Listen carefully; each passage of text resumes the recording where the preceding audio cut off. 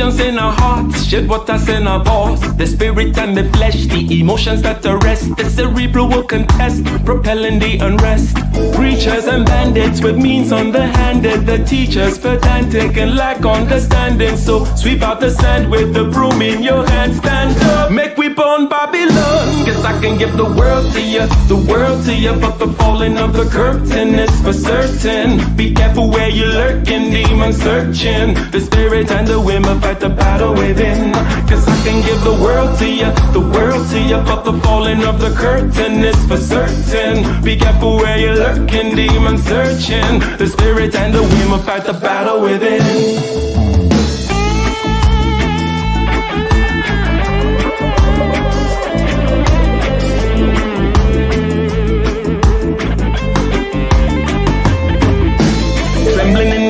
With the semblance of a blaze, with gratitude and rage, we touch another page with delirious delight, impervious to light. This vitality and might encourages the flight.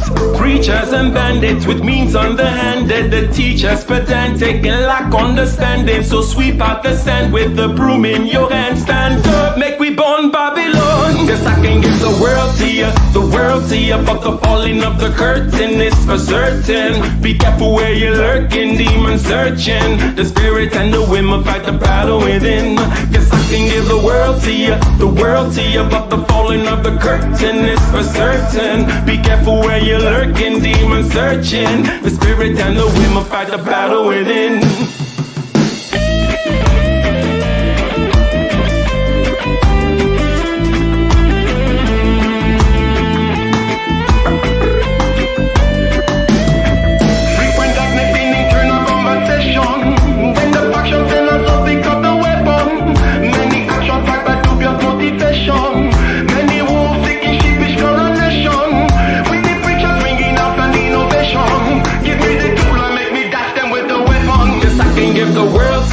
The world to you, but the falling of the curtain is for certain. Be careful where you're lurking, demon searching. The spirit and the women fight the battle within. Cause I can give the world to you, the world to you. But the falling of the curtain is for certain. Be careful where you're lurking, demon searching. The spirit and the women fight the battle within.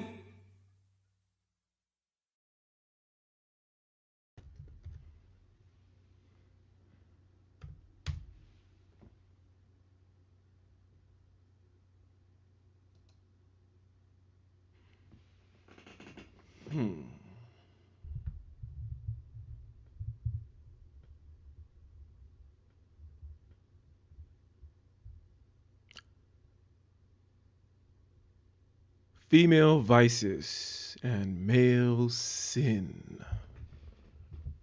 Interesting. Interesting indeed. Welcome, Zod General. Welcome, Roots Reggae Girl. Welcome, Judge Dre. Hi, Felicia, and thank you very much, Women's Red Pill Society, for already dropping that £2 super chat. We like that. How's everyone doing this possibly 3-day weekend for those of you who do those kinds of things? And for those of us whom are always working, well then, we are happy when some of you take some time off, because then we get less phone calls and less emails and more time to be able to focus on our work. You guys know what I mean. Julius in the house. Thank you. Excuse me. Female vices and male sin. Female vices and male sin. We are trying today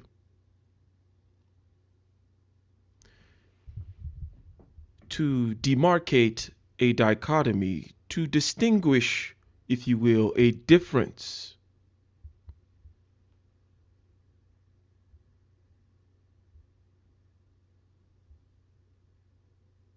A difference in the landscape of possible ends to be pursued, the means of pursuing these ends, and how one might go wrong. What do I mean by this? Well, in our last stream, we talked about master morality and slave morality. We define morality.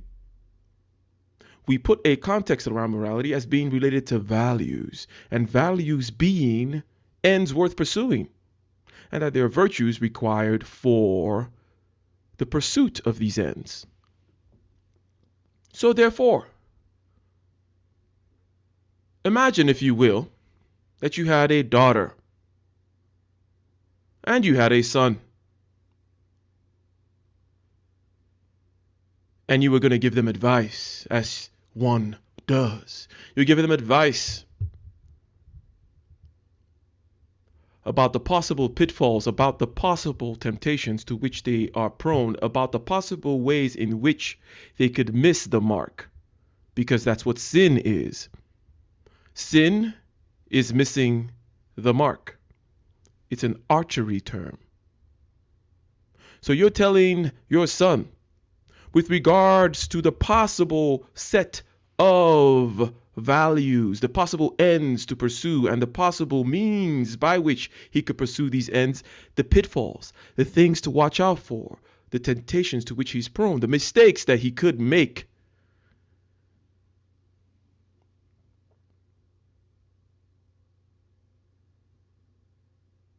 And then you also have a daughter.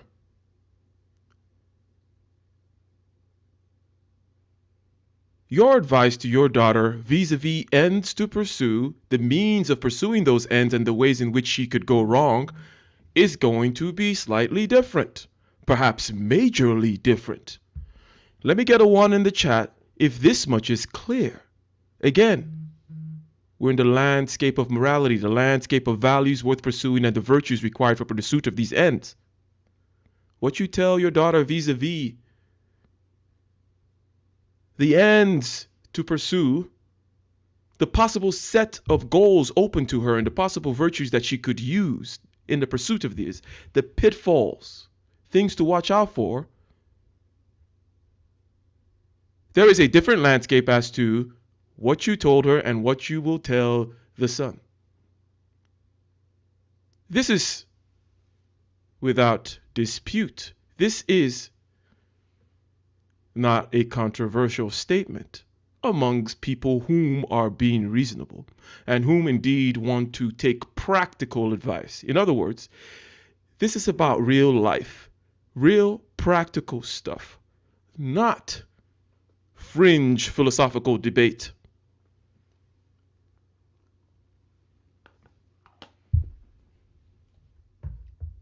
So in the last video, we created this demarcation between master morality and slave morality. We talked about morality as being related to values, values being related to ends being pursued and the virtues required for the attainment of these values. How does the microphone sound, by the way? Today, I'm using this little popper stopper thing. So if you don't mind, how do you think it sounds as we go on?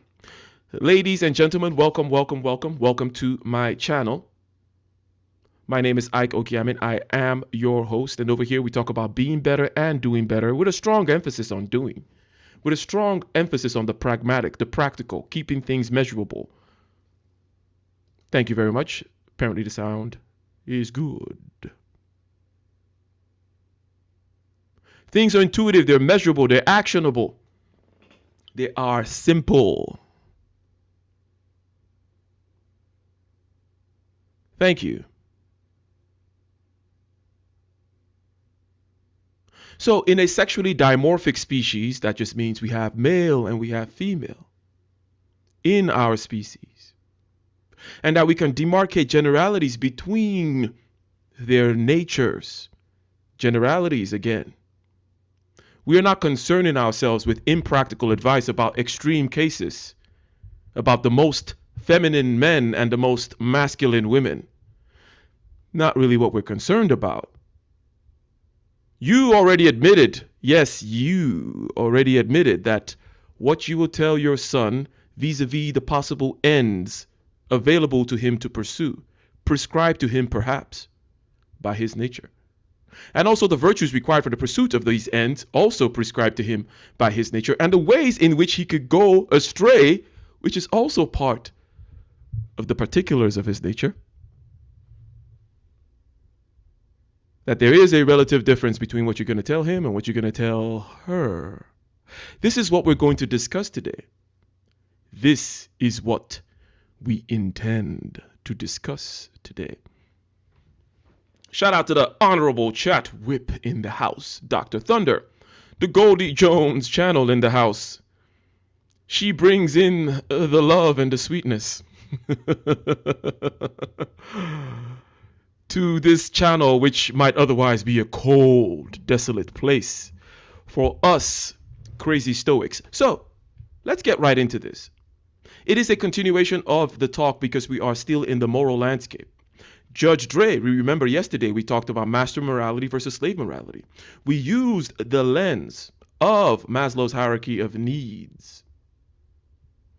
The lens of Maslow's hierarchy of needs in order to demarcate the possible landscape of ends to be pursued.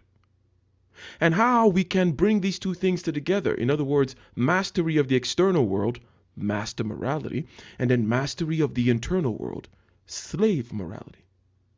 Today, we're still going to use Maslow's hierarchy of needs because it's a nice way of demarcating the landscape of ends to pursue, the landscape of values to pursue.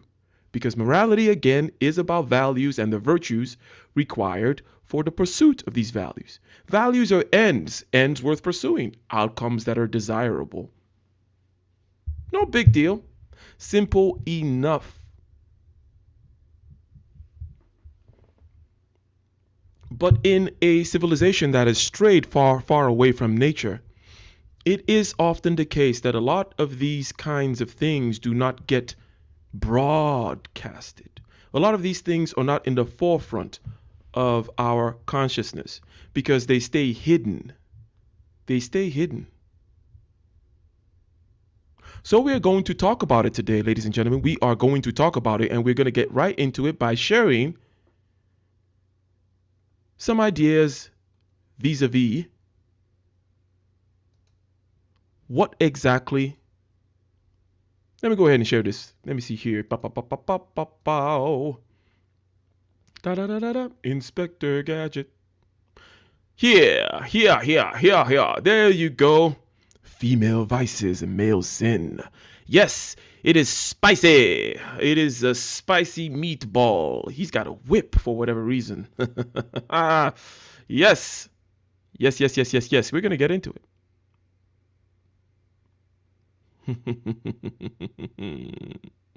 So, just recall, as we said yesterday, and as we're repeating right now, basically, morality is about values. Values are ends worth pursuing and the virtues required for the pursuit of these ends.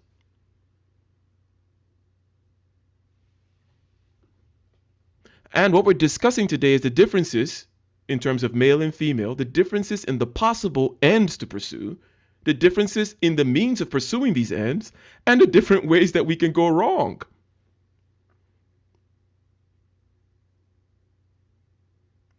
Because the difference is key. Subtle is significant. Some people like to say, oh, well, but there's only a subtle difference. There's only a subtle difference.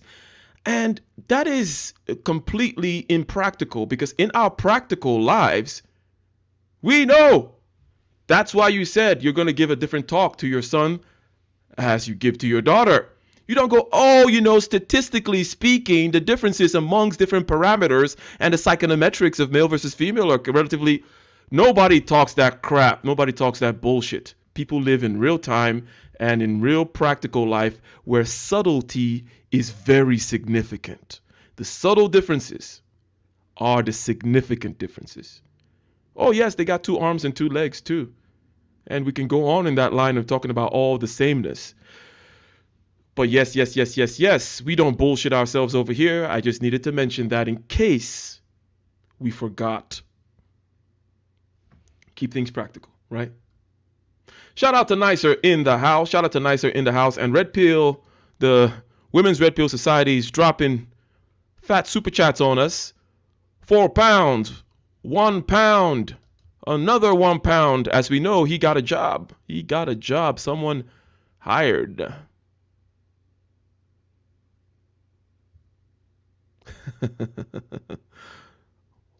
£1 and 4 pence. You guys going to be outdone by the Women's Red Pill Society? Well, thank you very much, sir. It's much appreciated. Nicer thinks I'm talking too fast. Well, ha ha ha ha ha ha ha. Okay, let's get right into this, okay? Again, the differences between men and women with regards to the ends being pursued, the means for pursuing these ends, and then how we might fall astray. In defining the possible array of ends being pursued or worth pursuing, Maslow's hierarchy of needs. The particular hierarchy is not very important, but that we can look at this particular area and define needs is important. Okay? We have physiological needs right here in the bottom: food, clothing, protection, okay? Provision, reproduction. We go up when we get to love and things like self-esteem and self-actualization, and so on and so on and so on and so forth. These are the landscape, or this is the landscape from which we can look in each particular shelf. What do men pursue? What are the particular responsibilities that fall or that hover above that particular sex? What, given their nature, are the means by which they can pursue it? And what is the way in which they could go wrong? Let's start over here. We're going to start over here in the yellow band. We will start over there in the yellow band. Well, Dr. Thunder, we seem to have someone spamming with money, making it rain. Well, you're doing your job. You are doing your job. Shout out to SSXLs. Well, thank you very much. She says, cool hat. I agree. I agree with that estimation as to the coolness of the hat. Now, we're going to start over in that middle range, okay, in order to demarcate these differences between the ends and the ways in which we can go wrong due to the differences in our nature. So, love, belonging, family, right? Love, belonging, family, so on and so forth. Let's look. Now, on the right side, we have the male. And it is the case that men tend to be stoic. Think about it. Women have to sit back, take care of babies. I'm talking about the majority of our history now, not just 2 seconds ago. I'm talking about the majority of our history. Women have to be concerned with the emotions of others. The baby, the people around them, the society. However, it is more the case that men will have a stoic attitude about things. Now, with regards to the pursuit of love, belonging, family, and so on and so forth, what does this particular stoic disposition leave us prone to? Can you think of ways in which you could miss the mark, ways you can sin, ways you can become perhaps a vicious person? Can you think of some, Dr. Thunder? Can you think of some ways, some things, some sins that Stoicism exposes you to? Can you think of some, Felicia? Felicia says apathy. Good one. That is a very good one. We are beginning to see now. We are beginning to see, right?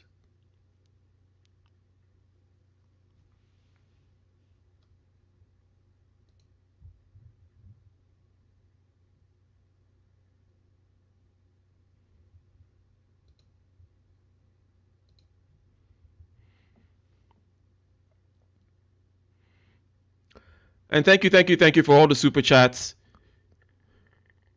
And the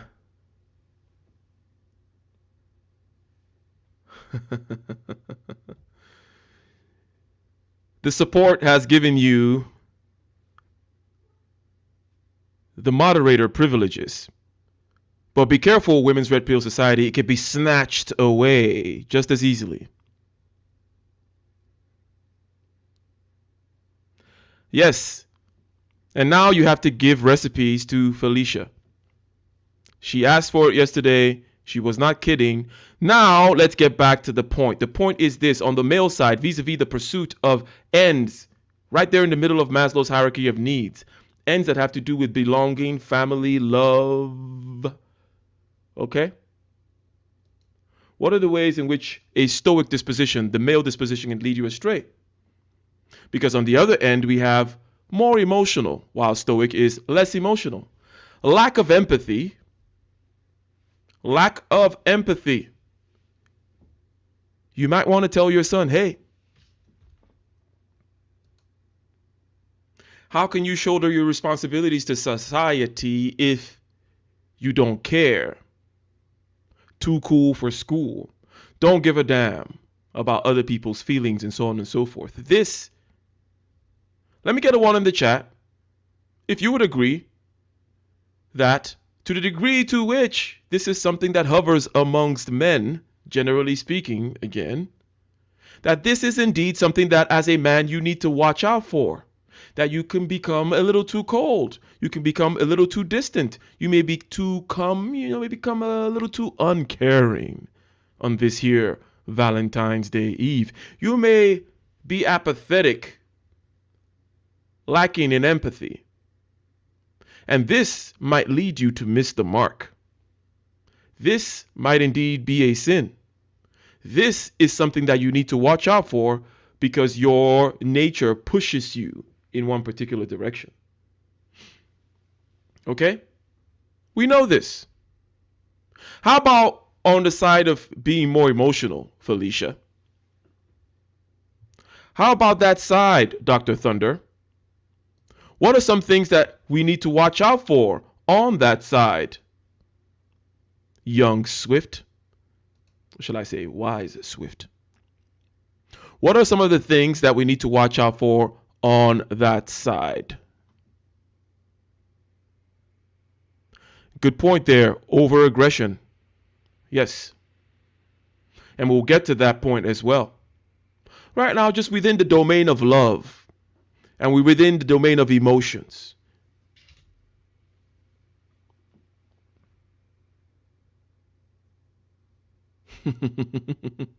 Overreacting, wrath, in a sense. Yes. Yes, yes, yes. How about selfishness? Let me get a one in the chat if it is clear to you that by definition, okay, a consequence of the definition of emotions is that they are by definition selfish. There is no other way to define emotions other than that they're about me. Me. What I want, what I feel. It never takes into account any generalities. Emotions don't generalize. Emotions are right there. We did a meditation video about using your emotion. Your emotion is right there in your gut, in your chest, the back of your ear getting hot, gripping the steering wheel, getting angry. It's all about you.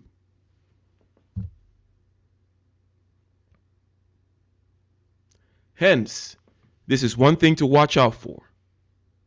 This is a vice that hovers above the female of the species. Something to watch out for. Something you might want to tell your daughter about. That I know you think that you're sweet, sugar, spice, and everything nice, and that your emotions are just great and lovely, but trust me, lady, your emotions are by definition very selfish. It's all about what you want and about what you feel. Emotions are terrible with generalizations, considering of the quantities, other people, so on and so forth. Nah, that's not what it is about. So that is key. That is a key point there to watch out for. Now, when you have a stoic disposition, somebody mentioned earlier this lackadaisical attitude, which is you perhaps will be accepting of the unacceptable. the unacceptable, there is a word that has a value attached to it that we're not going to go deep into, right?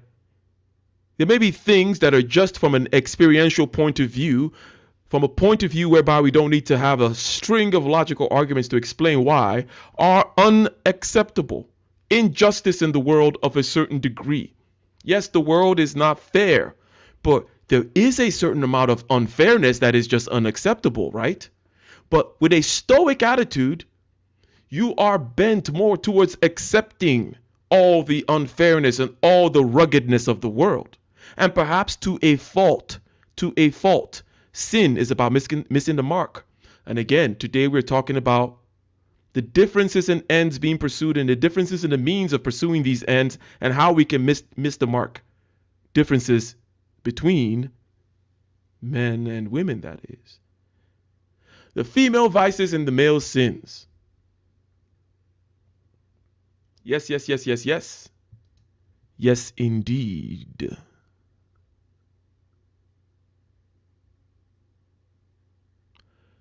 Yes, indeed. Numbness from the emotions. And of course, Young Swift says necessarily bad, which is exactly the point. Young Swift, are emotions necessarily bad? Would you mind answering that question? Are emotions necessarily bad?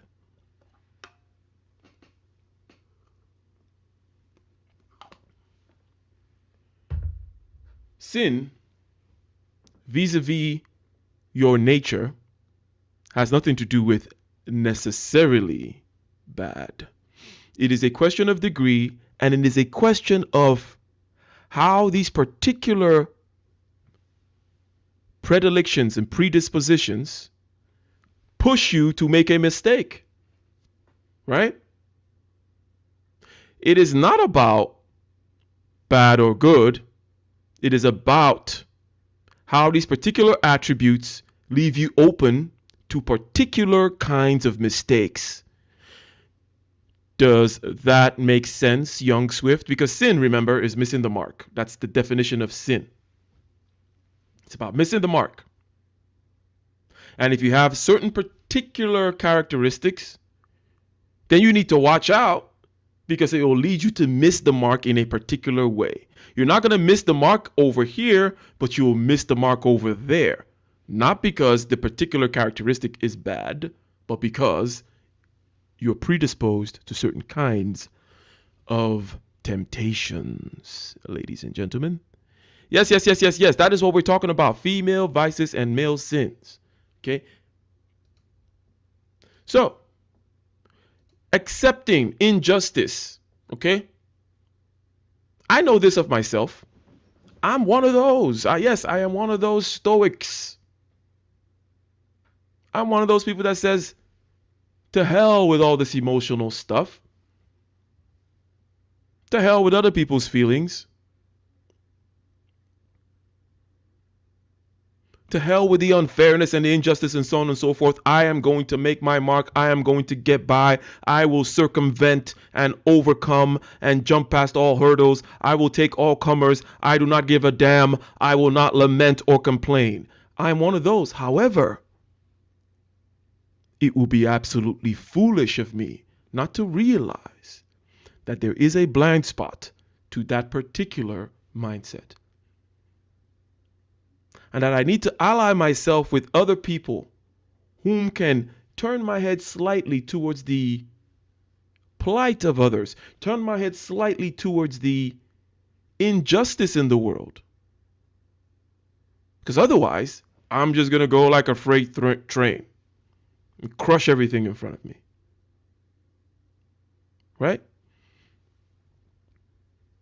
Emotions, as we said on the other side, are selfish. But over here, there'll be a lack of empathy, acceptance of the unacceptable, acceptance of suffering in life. As a matter of fact, some of us might even like that suffering. I think Young Swift knows what I'm saying.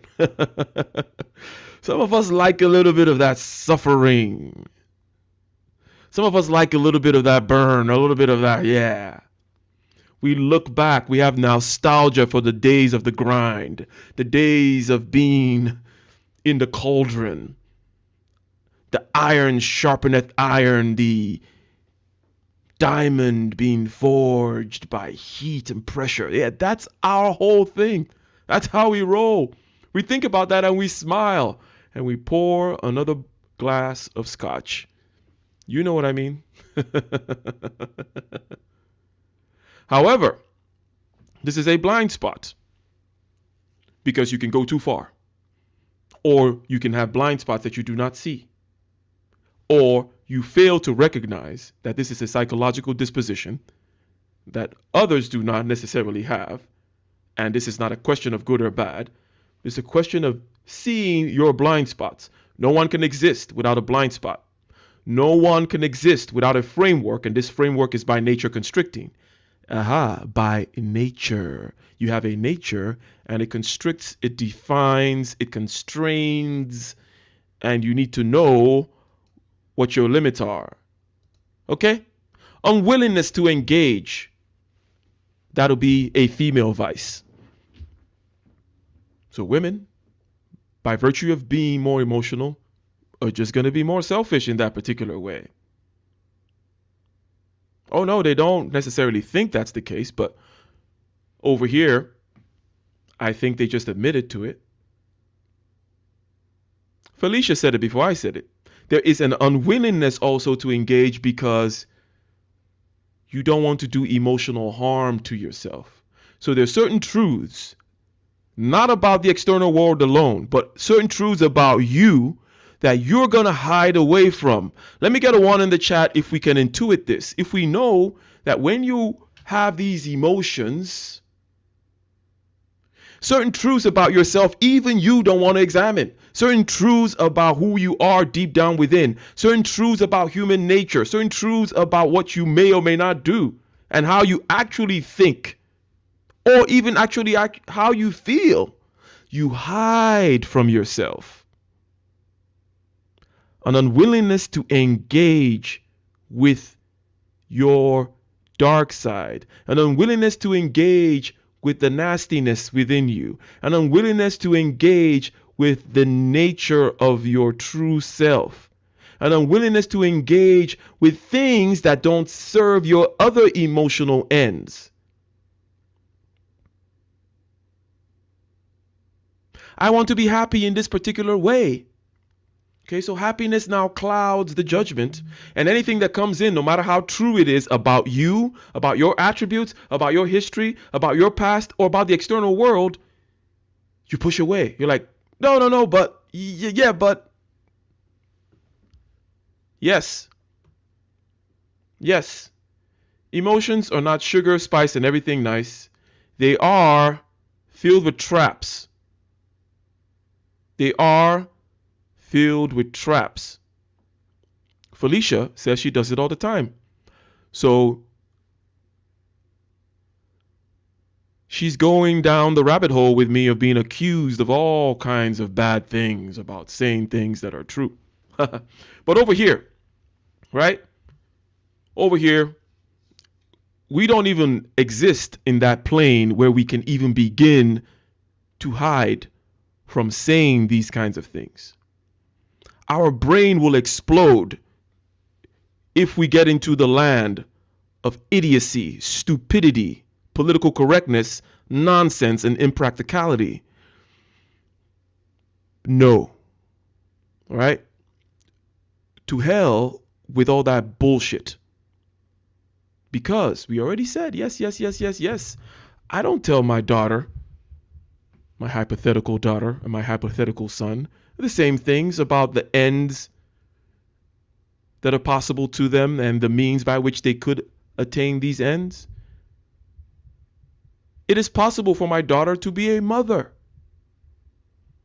and to start a family, and she might pursue these ends by, using her femininity or something like that, ascribed to her by her nature. There are differences in the ends, there are differences in the means of pursuing the ends, and therefore there are differences in the landscape of error, the landscape of sins, the landscape of missing the mark and making mistakes.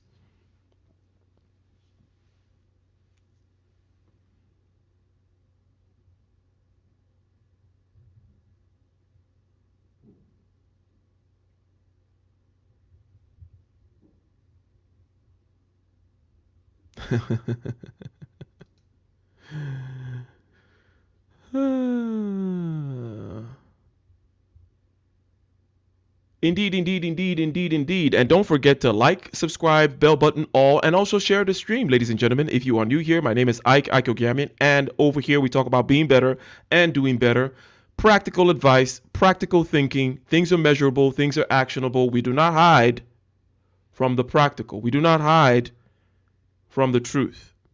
So if we go further, again, we're using Maslow's hierarchy of needs as a means of defining the possible landscape, or shall I say the landscape of possible ends to pursue. And over here, we're talking about love, belonging, and family, and so on and so forth. And I think that something that is relevant will be emotional versus stoic. One side being more emotional, another side being less emotional.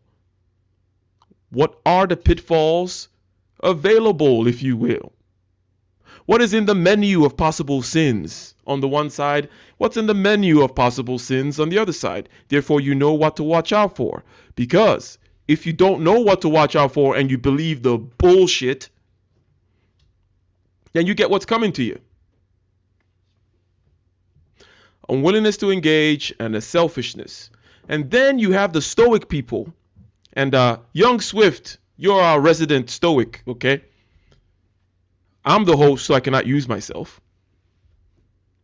But you know what I mean by getting overly spiritualized. You're kind of over up on the clouds, in the realm of logic, in the realm of the forms, in the realm of the ideal. You're almost not really living on earth. Almost, I say. Almost. Does that make sense, young Swift? Does that make sense, Judge Dre? You're kind of just floating up there where nothing really matters. Where you see the ups and downs and you don't get on the roller coaster. You're like, I see that roller coaster. I'm not even getting on it. It's not about the ups and downs. I hover above the ups and the downs. I've spiritualized myself. There is a danger in that. Even though, as I tell you right now, that perhaps that is my biggest blind spot. And perhaps I may not even be able to define the dangers in it, but I know a blind spot when I see one. And it may not be the case that I can overcome it by myself. But let's say I'm building an organization. Let's say I'm building an empire. Let's say I'm building a kingdom, right? Obviously, let's say I'm the emperor, right? If I am this stoic kind hovering above it all, it will make sense for me to bring someone who is more down to earth, someone whom perhaps has more empathy, right? Because even if I cannot overcome it, wisdom tells me that is my blind spot. And that in order to achieve ends in this world, in this multifaceted world of multifaceted ends, means of getting to these ends and different kinds of people, it'll be absolutely foolish of me to think I can be maximally effective by being this overly spiritualized, hovering above it all, stoic, lacking in emotion type of person. No, I should know. I should mitigate that. I should block that blind spot. This is what we're talking about here, ladies and gentlemen. We're talking about the differences in men and women, the differences in male and female, the differences in masculine versus femininity with regards to ends being pursued, the means of pursuing the ends, and the ways in which you can go wrong.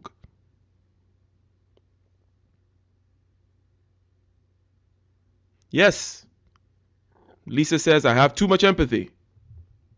Not a good thing. Exactly. Some of us have too little of it. So you will be on the emotion side. And even empathy is selfish.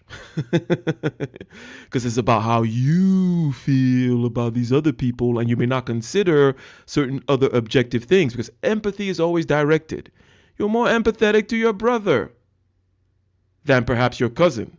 More empathetic to your cousin than perhaps your neighbor. More empathetic to your neighbor than perhaps the person 2 continents away. Right? So emotions have their blind spots. The stoic has his blind spots. Wisdom is knowing. Wisdom is knowing. Wisdom is knowing.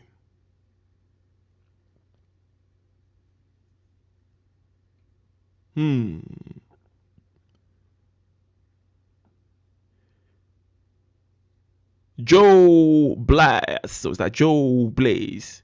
Yeah, watch some more of my videos on meditation, mastery of subjective consciousness. Mastery of subjective consciousness help you get a handle on the feelings, feeling in the body, image in the head, talk in the head, your subjective consciousness, and that will help you regulate any particular aspect that you feel is a little lopsided.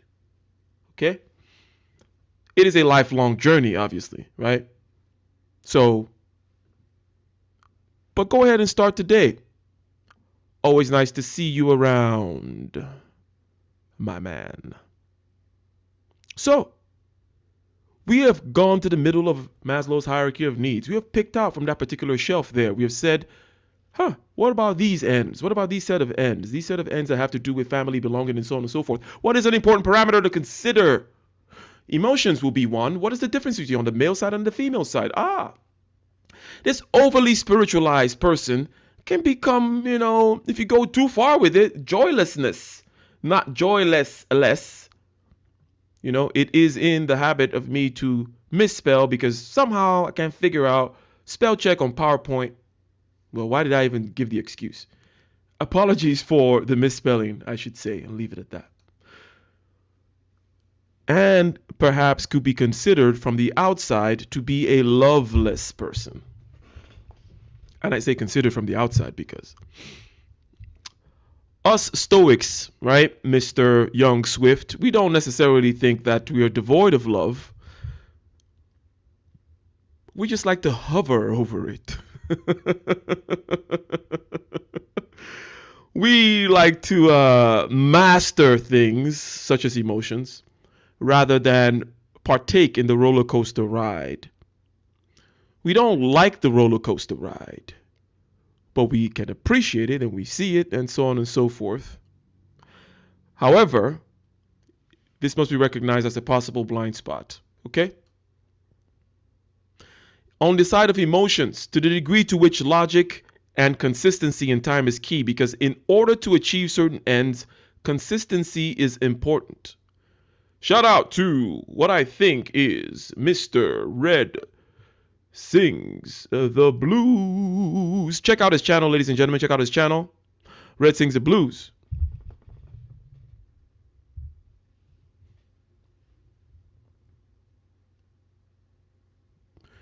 We must understand both to get to know it's not just one side. Exactly. Similar to our stream yesterday where we talked about master morality versus slave morality. Okay? Master morality, more external. As a matter of fact, master morality being more of the stoic. Judge Dre, you starting to see the connections between this? You see how this is a continuation of yesterday? Let me get a one in the chat, Judge Dre, because you were asking, when is the next one? When are we going to continue this conversation? And it's like, female vices and male sins. How does this relate to what we were talking about yesterday? Everything is everything, sir. That's how it relates.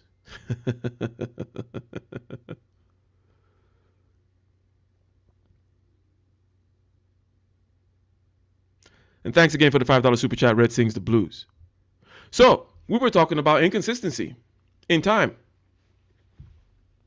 Emotions have this nasty habit of not being consistent, and it annoys people like me to no end. Young Swift knows what I'm talking about. That's why we don't like getting on the emotional roller coaster ride, because we value consistency very high. Consistency in time and consistency in logic. So, a particular female vice is that kind of inconsistency because there is an unwillingness to engage. You don't want to engage with certain things, no matter how true they are, because they are against the emotions of the moment. So you pick your logic when it suits you, and you completely throw it away when it does not suit you. And to someone like me, I'm like,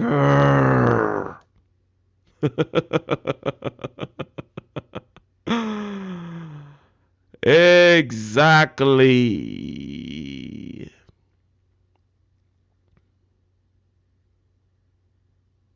Shout out to Game Changer in the house. Game Changer 00100. Yes. So, we are talking about female vices and male sins. We're talking about the differences in the landscape of ends to be pursued and the different means of pursuing these ends, and the different recipes on the menu of making mistakes, the different ways in which you can miss the mark, the different ways in which you can make an error. We already know as we started that, hey, you're going to be giving your son advice about the landscape of possible ends for him to pursue, most of which might be prescribed by his nature. We already said, and we intuitively understood, we're not going to tell the same things to our daughter. We know that morality is the landscape of values. Values are about ends worth pursuing and the virtues required for pursuing such ends. And if we do indeed have a nature, then the landscape of possible ends and the virtues by which we meet these ends is going to be different in male nature versus female nature. And we use Maslow as a way of picking out, okay? We use Maslow as a way of picking out the possible ends, because Maslow is just nothing but an arrangement of the different needs, the different ends, right? And we started out here around the middle where we have love and belonging and intimacy and so on and so forth. And we said, hey, what is one important parameter vis-a-vis how females and males go about doing this love, belonging, family thing? What could be the downsides of being one way versus the other? The Stoic may lack empathy, accepting of unacceptable things such as injustice and suffering and so on and so forth. As a matter of fact, even reveling this kind of suffering and so on and so forth. So you should keep that. Understand that that is your blind spot. Try to nudge yourself away from going too far in that direction, or at least in an organizational structure, in a family structure, you're forming this kingdom of something, know to bring someone in that has more empathy. We know that on the emotional side, emotions by definition are selfish. So ladies, hate to break it to you, but you are more selfish by virtue of the fact that you're more emotional. There is no way of defining emotion without defining it by saying that it's about what you feel. You. And there's an unwillingness to engage when you're emotional, because your emotional ends set the tone, set what you want. And then any fact, internal or external, and I think the internal facts are more your lack of willingness to engage, or the unwillingness to engage, I should say. Your internal dark side is more dangerous, actually, than you just not engaging with external facts because your emotions have decided what you want. But a lot of people, okay, this is a female vice, a lot of women will block looking inside themselves even simply because of their emotions. Because they want something, they will ignore facts about themselves, facts about how they treat others, facts about how the world views them, and just pure data stacks, statistics, observable reality, just because the emotions want what it wants. Watch out. Watch out. Watch out for that. And then there's an inconsistency in emotions by definition, right? In time and logically speaking, you're going to pick and choose your facts to suit what you have already predetermined a priori, okay? You already came in there with an emotion. You already said, this is what I want. That fact doesn't meet it, I'm going to deflect. Moving of the goalpost, as we say over here. Isn't that what we say, Game Changer? We call it moving the goalposts, okay? You have decided what is true, what is correct, based on your emotions. And emotions are selfish, and they don't want to, this comes over here, I move the goalpost. I move the goalpost again, so watch out for it. Watch out for it.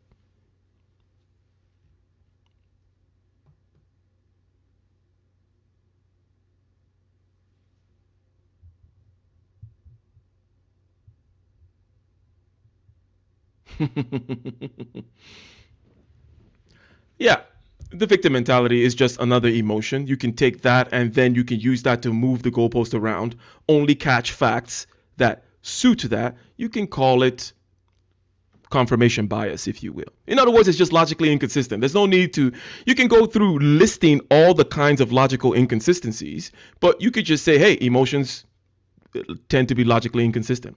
And also, the inconsistency through time is also a danger. So when you say things like love and you build upon it, you are building upon sand. Okay? Not to be a preacher here, but Dr. Thunder knows the verses.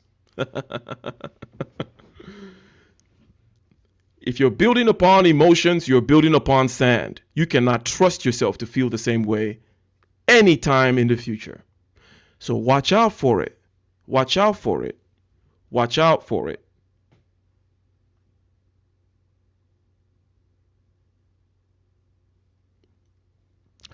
The key phrase in your statement there, Thomas Anderson, which says, I'm curious why it's always men who actually explain female emotions. I'm yet to see any modern, that's the key phrase, modern. Modernity, generally speaking, is about pushing away nature to create space for freedom and equality. Let me get a one in the chat if that is clear. Writ large, broad strokes, low resolution map of the modern political project is, hey, let's ignore nature. Let's push it away. Mother Nature is bad. Mother Nature has been mean to us. Fair point. And let's create more space for freedom and equality. Okay? And it also turns out that because the female vices are less visceral, in other words, a man will hit you over the head with a stick. A man will rob you. He will kill you. That's clear to see. So, anyways, you guys get the picture. Okay, along with the modern political project comes a project of, emancipation for valid reasons of different groups, one of which is women. And then you sweep all aspects of nature under the rug. So female nature no longer exists. Very quick explanation of the modern philosophical, shall I call it political project? And it has philosophical arm, obviously. Push away nature, create space for freedom and equality, sweep nature under the rug, especially female nature. It no longer exists. No such thing as female nature. And it does a big disservice to women. It actually doesn't serve them at all to not have their nature be front of them. Because now you're just filled with blind spots. Everywhere is a blind spot for you. It's very anti-philosophical to begin with, and I think that is clear, at least to the audience of this channel, that that kind of thinking does not really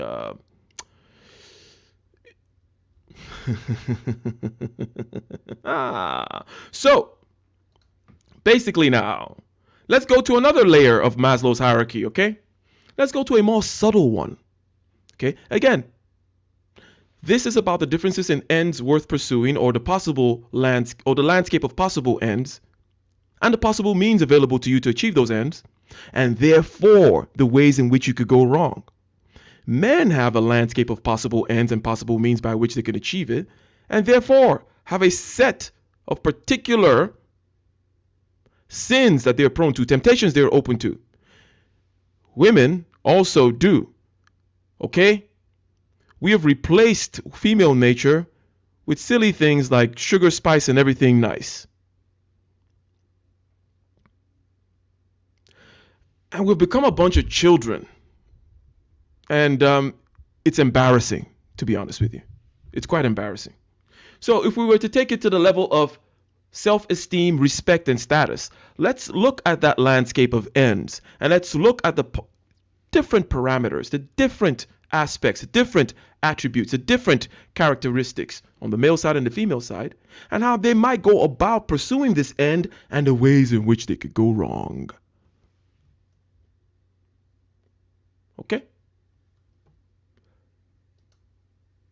The ways in which they could go wrong. Shout out to Snuggles in the house.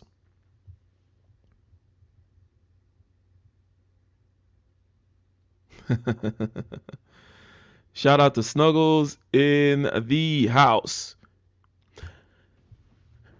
Please do get the likes up. I know we got 45 likes and only 31 watching. That is amazing, ladies and gentlemen. And feel free to share the stream. Like, subscribe, hit the bell button and all for those of you whom are new here.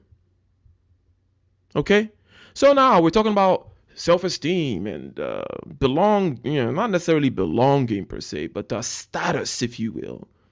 Status, how you are viewed by the society.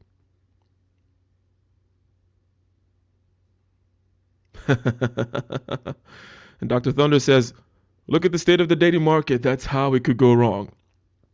But we are disaggregating and disambiguating the difference between the male side and the female side. This is actually practical advice. This is not some just descriptive landscape of how, on a high level, we see disaster. This is, hey, son, hey, daughter, hey, Goldie Jones, hey, Game Changer, hey, Snuggles, hey, Ike. What are the particular pitfalls that your nature leave you exposed to? Right? A very individualistic kind of stream today. Following our stream on master morality and slave morality from the other day. Shout out to Cortez Smith. So, if we look at this particular set of ends, okay, the set of possible ends to be pursued here in regards to self-esteem, recognition, and so on and so forth, well, would you agree that the female is the more social of the species? The more social, the more refined, if you will, in that particular aspect. In that particular aspect. Let me get a one in the chat. If we agree that men are less social, empirically, anecdotally, and just purely intuitively if we think about it, right? And I think that social versus non-social, you would agree, is a relevant parameter when we're talking about looking at self-esteem, recognition, and status. After all, this is stuff that is squarely within the social milieu, squarely within the social landscape, right? Squarely within the social fabric. So being more social versus less social is going to be an important parameter, wouldn't you say? Excuse me, let me take a sip.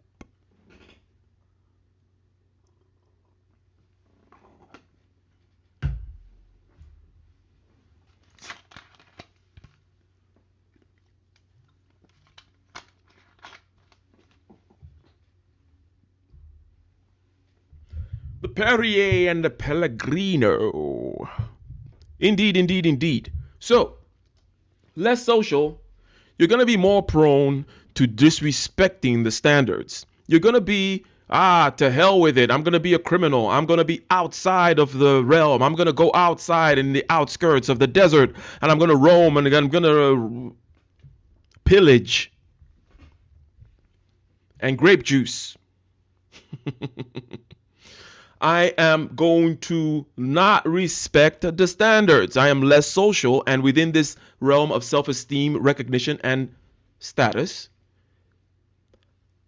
let's say, for example, I'm not quite being recognized, or for whatever reason, on the male side, it'll be more the case. Excuse me. It'll be more the case. Sparkling water problems. That you're going to say to hell with the standards. I'm going to go completely outside it. I'm not even going to try to manipulate the standards. That'll be the kind of thing that women will do. I'm just going to go full criminal, if you will.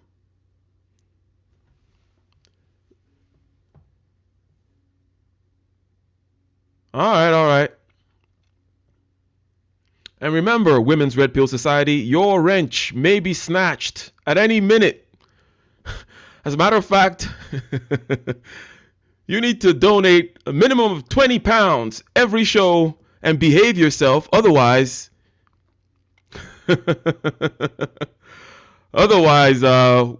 we will take away your privileges. So behave yourself. Behave.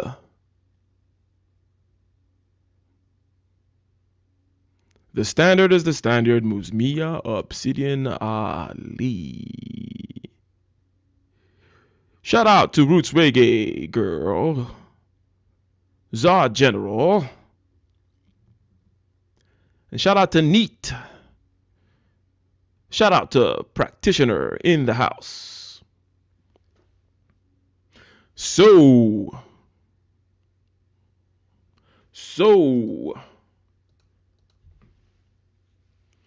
on the other side, though, we know by definition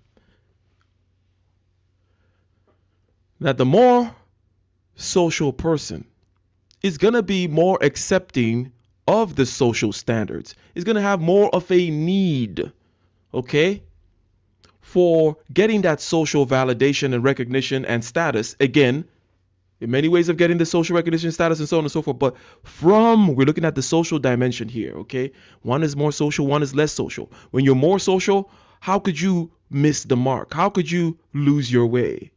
How about if you're less social? That's what we're saying here. The differences vis-a-vis ends worth pursuing and the means of pursuing these ends on the male side and the female side.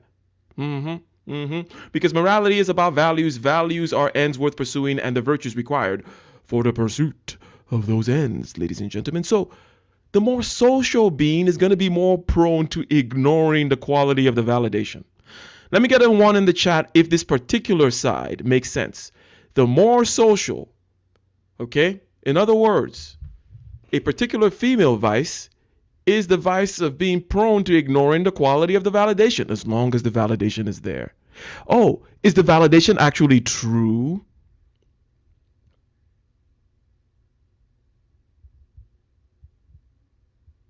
Is the person giving me this validation actually worth a damn? This is something that you would have to watch out for if you're more social. And again, as I explained to Young Swift earlier, being emotional, or emotion, shall I say, not necessarily bad. Stoic, shall I say, not necessarily bad.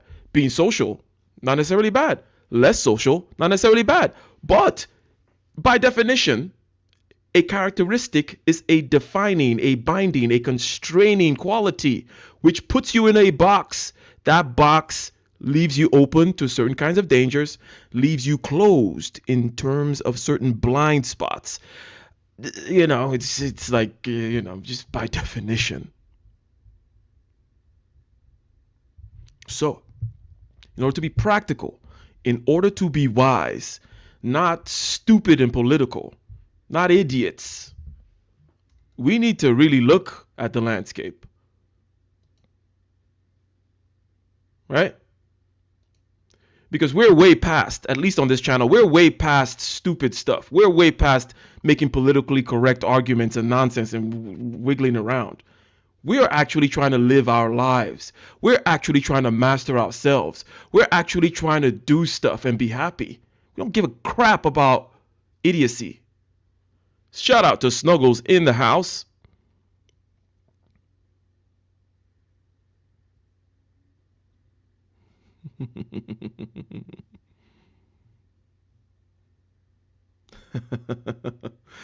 The high penthouse. Yeah, my penthouse is not in the Bay Area. My penthouse is in Seattle. Yeah, since we're flexing. Ladies and gentlemen, ladies and gentlemen, ladies and gentlemen. So, in continuation, and thank you very much again, Snuggles, for the $5 super chat. You are the $5 super chat monarch indeed. And your position is strong.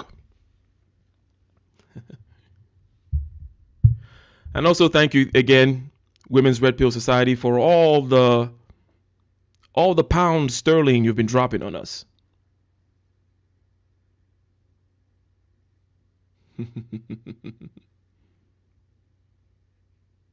So,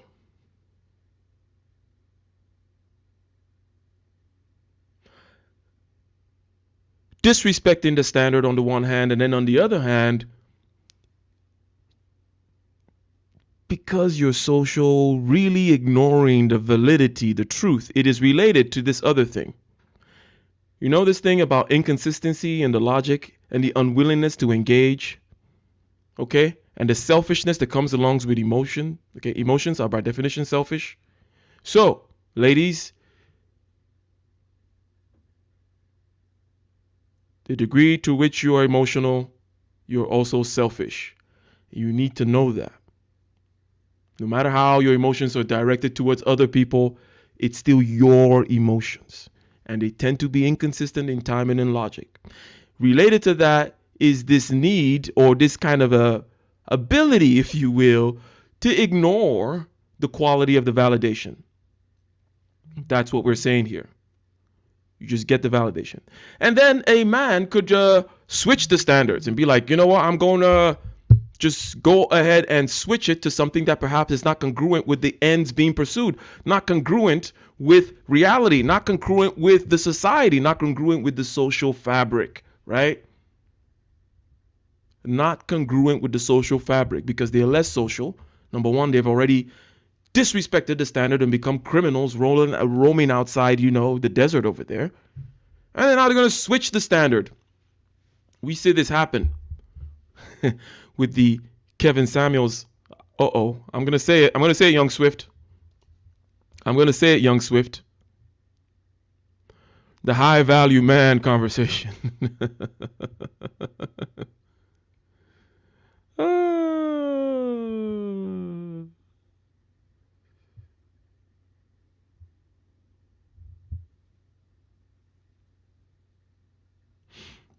Indeed. And remember, we're speaking in generalities, okay? We're talking about general differences. And how, to the degree to which they apply to you, you understand. Because just when I mentioned the stoicism, Young Swift is like, yeah, I'm all there. I'm the stoic guy. Me too. 100%. I'm the most stoic person I know. But not all men are as stoic. Right?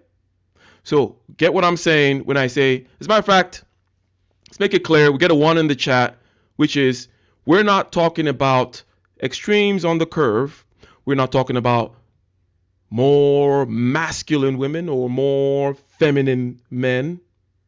We're talking about generalities, and that you could see that more or less these particular parameters apply to you. And you need to look on that side of the ledger, that side of the menu, to see the particular blind spots that those particular attributes have for you. So it's not about putting anybody in a box. It's about understanding attributes, characteristics, natures, if you will. Right? Not all men are as stoic as I am. Hence, they don't have to worry about the kinds of things I have to worry about in that regard.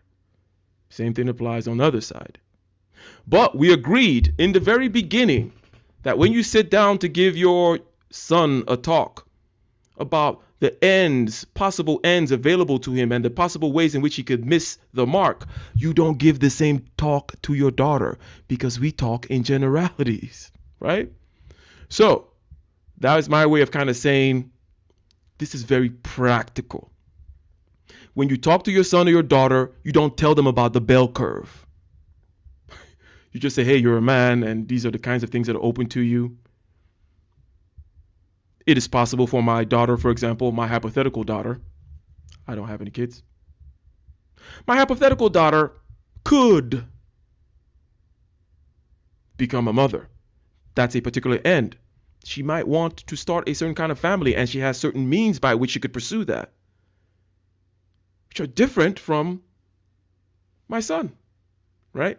So when we give real life advice, we speak in generalities. We don't bust out statistics when we give our children advice. Indeed. So, more prone to being manipulated, that's just the social thing, okay? And also more prone to manipulate. Okay, you know, the sign language, shame, insult, guilt, the need to be right, that kind of thing. If you're a more social person, you need to understand that you participate more in social manipulation. Manipulation just means bending things to your will. I'm a salesperson in one particular aspect of my life. Every entrepreneur is a salesperson. but I actually take pride in that persuasion, closing the deal kind of thing. And that is a kind of bending of people's will. So within the social landscape, not only are you more prone to manipulate, but you can be manipulated. Why are women more marketed to than men, for example? I mean, that makes sense, right? Doesn't that make sense, Felicia?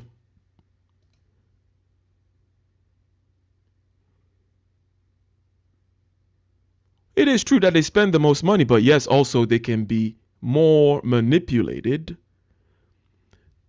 And again, this is not about being good or bad. The social fabric can be manipulated. That's all. It's like just like nature. It's like physics. It's like the thing is there. There's a particular side of a particular group of people that are more interwoven into that thing, and I can manipulate that thing.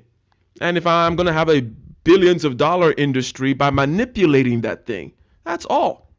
However, the wise watches. The wise says, hey, I'm more social, right? I'm a woman. I'm more prone to be social. Therefore, I need to watch social manipulation when other people try to manipulate me. And also, I need to watch how I manipulate other people in order to pursue the ends of status and recognition and self-esteem and that other kind of stuff.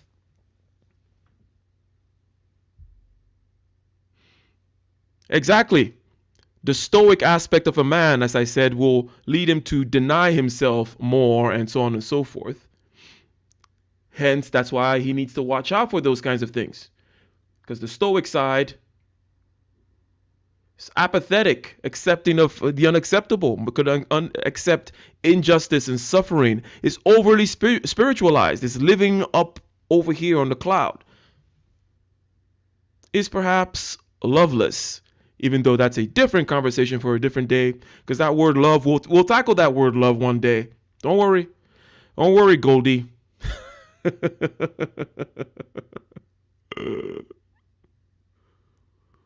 We will address that word. So, now we're going to talk about a particular kind of thing. And I'm just going to mention it because within this particular realm, within this particular shelf of Maslow's hierarchy of possible ends to be pursued, it is important to note that there are actually different things that give men status versus women status, writ large, generally speaking, in the social milieu, in the social fabric. Money, power, okay? So what's going to happen with men, okay? Given their less social side, given the fact that they're less social and, more stuff, they're going to cheat and steal and do all kinds of things to get that. Okay? They're going to be consequentialists.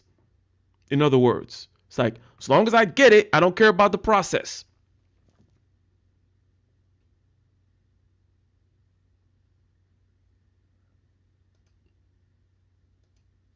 Right?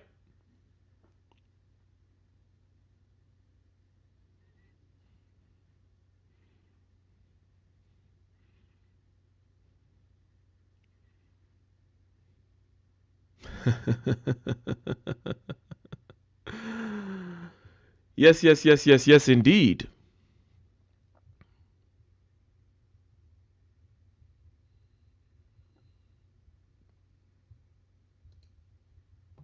Yes, indeed.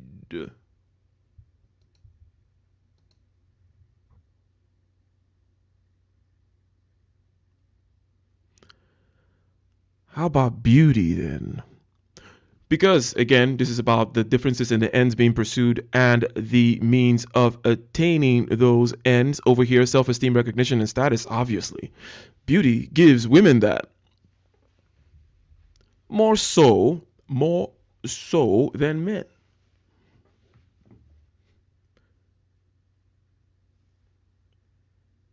It is a totally different landscape. of what you have to worry about, of what you may tell your daughter versus what you tell your son, right?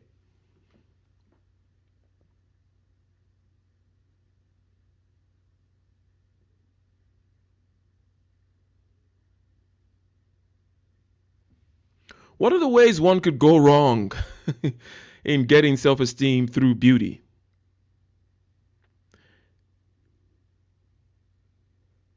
We have heard of affluenza, right?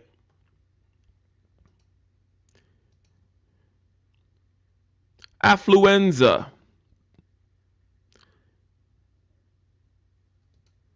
Let me get a one in the chat if we know of the term affluenza. It doesn't, it's a made up word. But it came up because of a rich kid who did some, I don't know, was it murder or something like that? But they're rich, they're spoiled, they're brats. So it's not really their fault. Okay?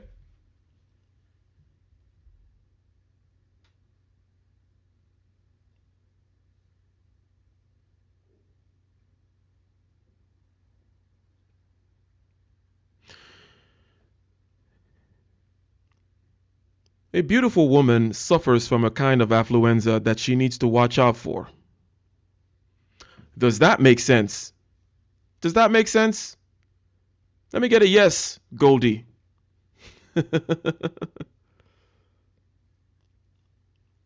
Because ever since she was 6, all the uncles and everyone's been simping. And she's always been daddy's pretty little girl. And then puberty hit. And then she could do no wrong because everybody wants something. Even those that don't want something are intimidated. Blah, blah, blah, blah, blah, blah, right? If you don't recognize that that's what's going on with you,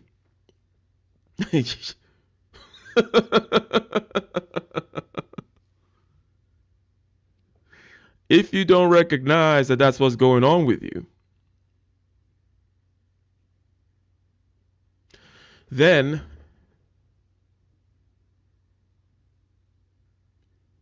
you're going to fall for the particular kinds of temptations, okay? And let me say, when it comes to, let's call it SMV, sexual marketplace value, the average woman, and I'm talking about the average woman and the average man, so they both rank the same on the sexual marketplace. The average man looks at the average woman like a spoilt child. That is, ladies, if you never heard it before, well, let this be the first time you hear it. The average man, when it comes to sexual market value, looks at the average woman in terms of her experience like a spoiled child because of the difference in their experience.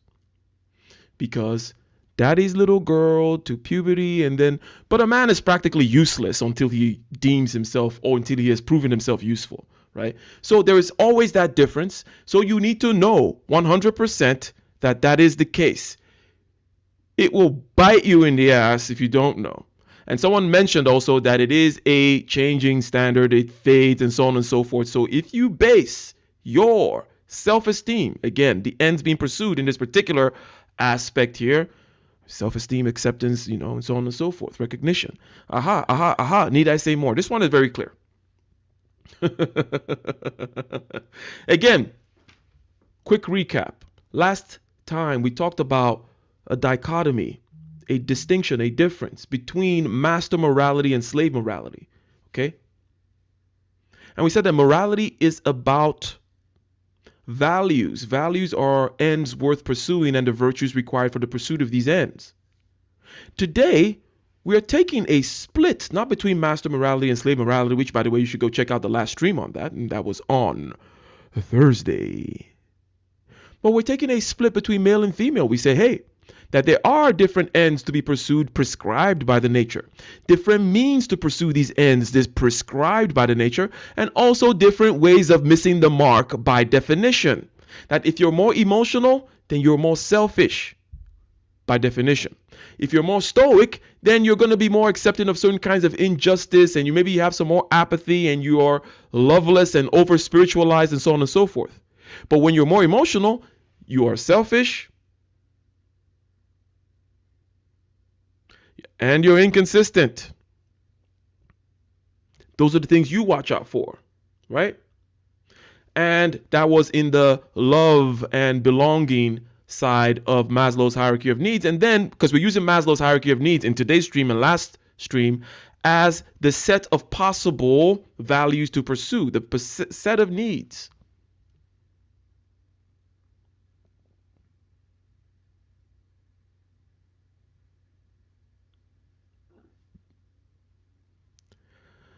Women's Red Pill Society. I see you got jokes.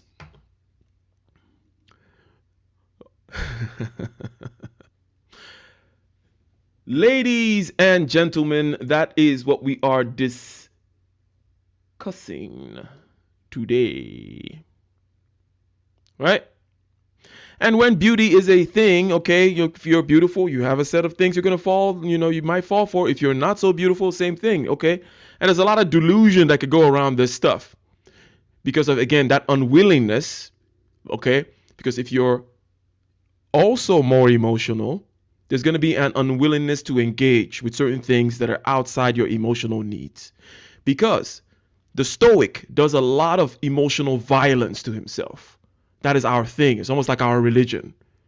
Like emotions, bring it.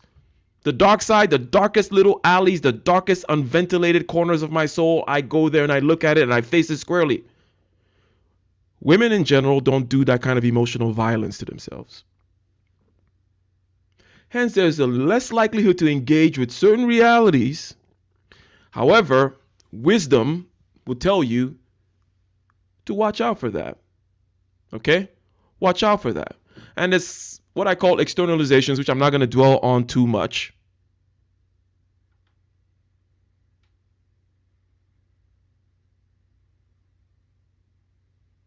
But even if you yourself, because again, you're more social as a woman, even if you yourself, you're doing good, you're an adjustable 6, you're not bad, right? You can hold your own. But we've seen this particular thing whereby it becomes a racial standard because your group, let's say African American, black women writ large all over the world, right? Your group within a particular rubric is not seen as the standard.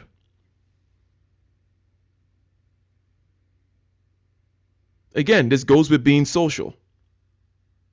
Because your group is not seen as being the standard, all of a sudden you have certain problems with certain things. It might cause you to certain, ignoring quality of validation, looking for the validation anyways, and then perhaps saying, hey,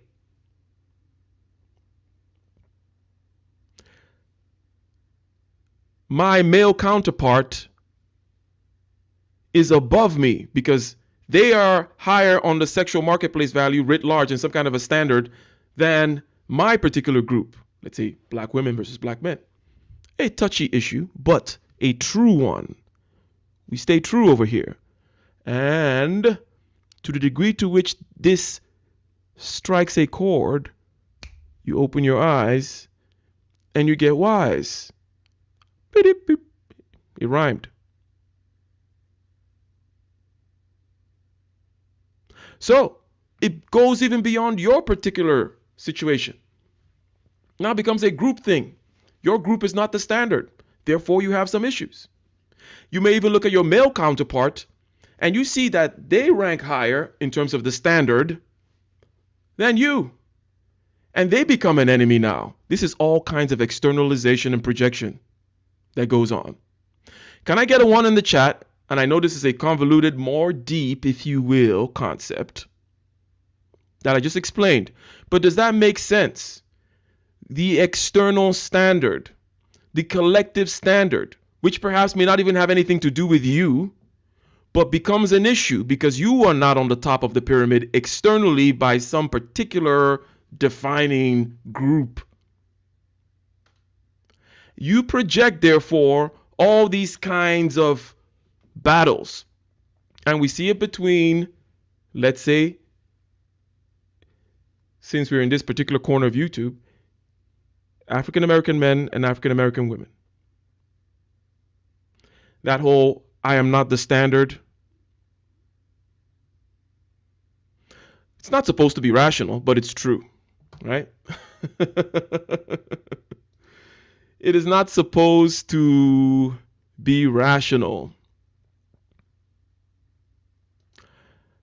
She's a PhD.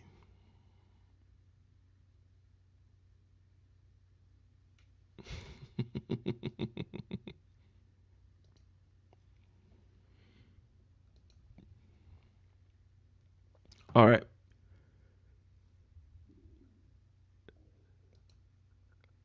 I'm going to try to share something, and let me guys know if you hear it, okay?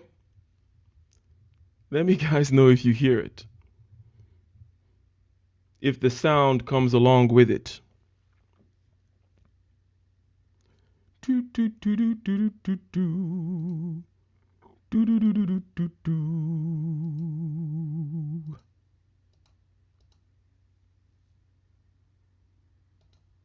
So,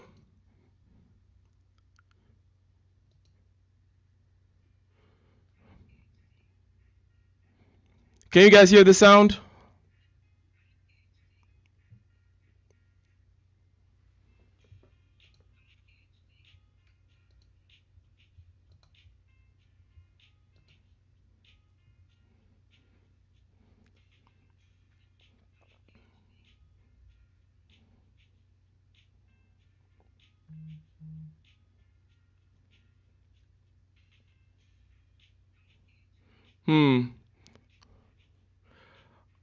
All right.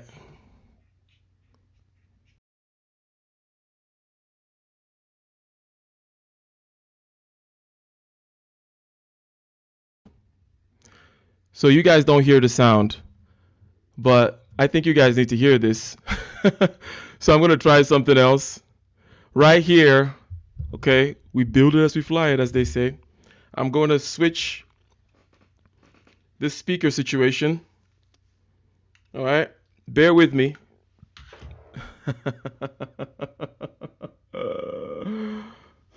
This might be worth it. It just might.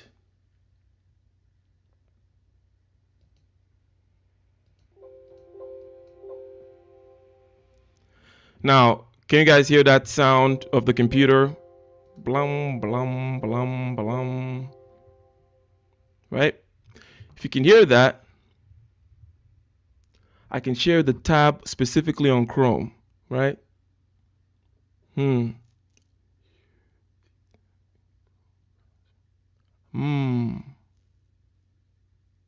let me play it this way, just straight out the mic, okay? I'll play straight out the mic. And practitioner, you caused this, okay? It was your fault. I'm a PhD. What? I'm a PhD. I'm a PhD.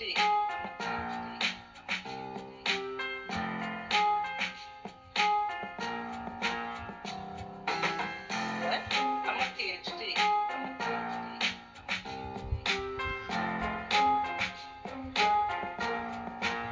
Wait for the dog. I'm a PhD.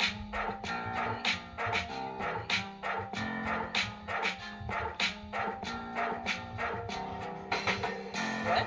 I'm a PhD.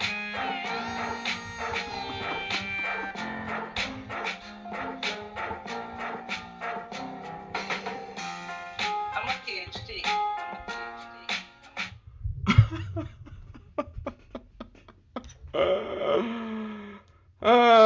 So I'm gonna drop a few hot 16s on that one. Because, you know, we gotta have fun while we're alive after all. Let's see here, change the sound back to this thing. Let's see here. Good, good, good. Ba-da-ba-ba-bow. Unshare that. and share the thing that we are supposed to be sharing.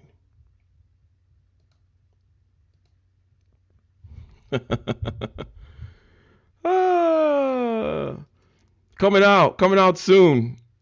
All right.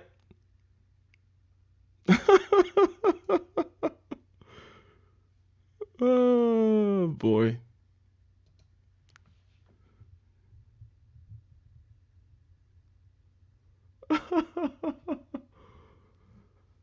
Nice, nice. So you're familiar with the Fruity Loops. You do a little bit of music. I think I saw a guitar on the back of one of your videos. That makes sense. I think I saw a keyboard. So yeah, someone did the mixing of the beat, and I'm gonna do my thing, my lyrical wizardry, and it'll be fun, and everyone can enjoy it. Okay, good, good, good, good, good, good, good, good, good, good. So I can see the laughs and so on and so forth. So yeah, we have a good time over here. We have a good time over here, don't we? All right. So you get all the sneak peeks, all the fun stuff. The channel of artists, philosophers, and getting the bag. So this has been that particular layer. Okay, we're not going to be here much longer because in this whole thing about, okay, we're not doing so bad. We're not doing so bad. Not so bad.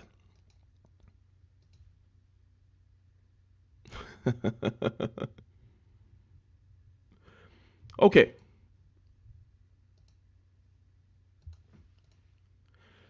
Now let's go down to the base, right? Let's go down over here where it's like food, clothing, reproduction, water, physiological needs. Your physiological needs. I can't talk anymore. Let's talk about the physiological needs.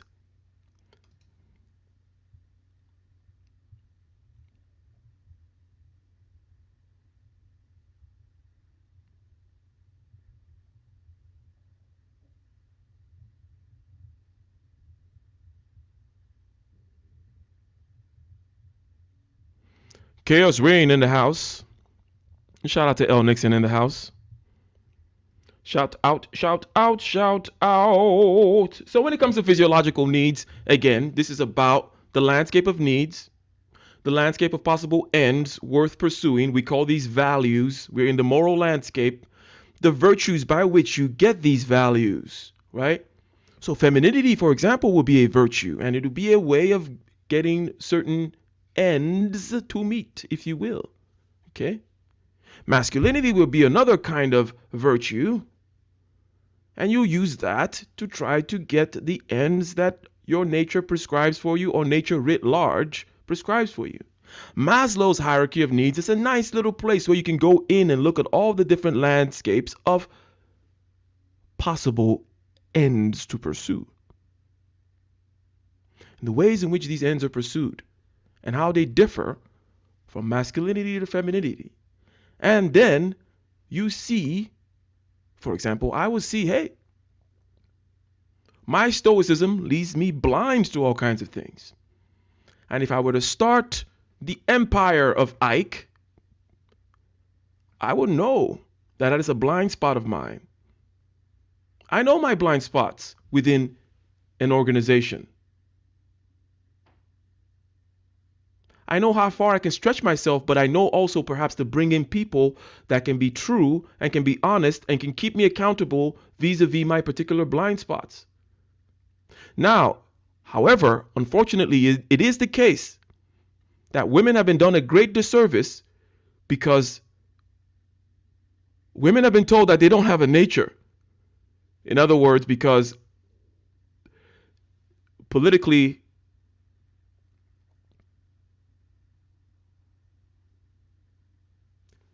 the project of the liberation of women has been part and parcel of the modern political project, and the modern political project is about pushing against nature and creating a space for freedom and equality. But as we know, there are no solutions, only trade-offs. When you do things like that, you still got to know, don't throw the baby out with the bathwater. You cannot say you don't have a nature just because you were trying to create some freedom, right? Create some freedom with some science, for example, like the pill, birth control, things like that, things of that nature.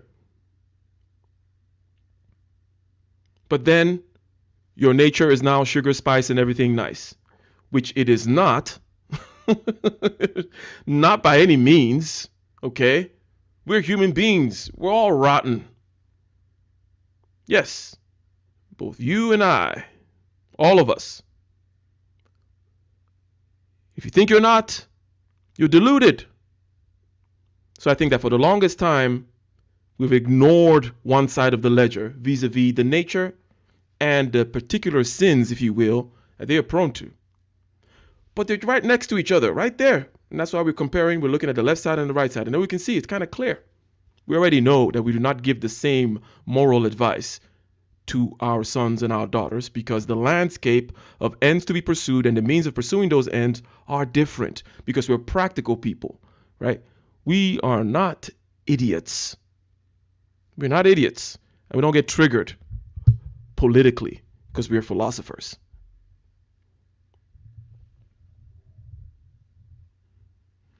Yeah, Shozan knows he's a rotten bastard. Yes. As they say, the fear of God is the beginning of wisdom. Another way to put it is realizing you're a rotten bastard is the beginning of wisdom. Don't be fooled.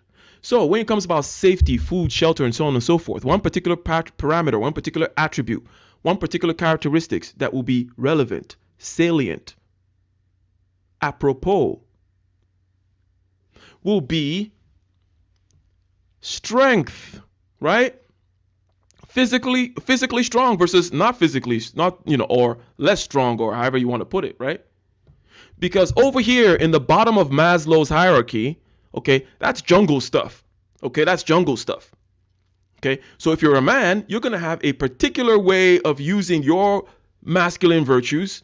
Upper body strength is one of them. Okay, I'm going to use that to get what I want down here in these lower tiers of things. Physical strength perhaps doesn't really help you much in self-actualization or self-esteem, respect on that. But down here, as a man, I'm going to capitalize on that one. Let me get a 1 in the chat if this makes sense. If physical strength is a relevant parameter vis-a-vis the bottom of the rung of Maslow's hierarchy of needs, which has to do with physiological needs, safety, food, shelter, reproduction, okay? Physical strength is therefore an apt parameter to compare the two and see how they capitalize vis-a-vis this, okay? And you guys may already know where this is going. Okay, physical strength. Where does that lead? Look at the jails. The most violent people are almost all men. It's not even a comparison. I'm not saying the most, people who are filled with wrath and so on and so forth, because people kind of mistake it, like women don't get angry. It's like, well, no, they tend, again, statistically, to be more emotional. They get angry. They be cussing you out every 2 seconds, right? But the most violent people are almost all men. Capitalizing on the physical strength, it's kind of part of that mix. This one does not take too much. You're going to tell your son, hey, don't hang out with the wrong crowd and get mixed up with the wrong things and do this crazy stuff. End up with a band of marauding desert dwellers and end up in death row. Right? You're less likely to tell that to your daughter, right? I haven't seen your daughter. I haven't seen some of y'all's daughters. Maybe some of you.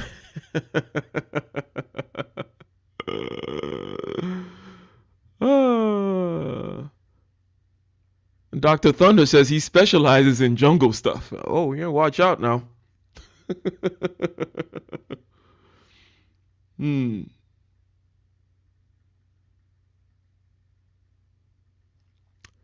Indeed.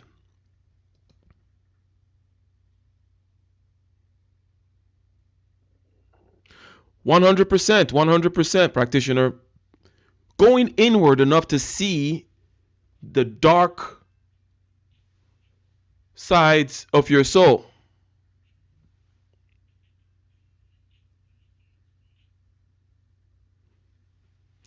The darkness within, the reality of it. It involves a little bit of emotional violence because you're going to need to take a stoic stance. However, practitioner, why do you think I make all those videos about mastery of subjective consciousness? You see, there's a rhyme and a reason. There is a flow and a pattern to everything I say over here. Let me get a 1 in the chat if things are starting to come together. Yesterday, we ended up by saying, how do we master the world and master ourselves? Right? And I talk about mastery of the world. I talk about going out there and selling. I talk about expanding your horizons, right? I'm like, expand your networks. Go out, get there and get an international bank account. Get a passport. Do this. Act. You men out there, most especially, work 16-hour days. Do this. On the other hand, I'm also talking constantly about mastery of subjective consciousness.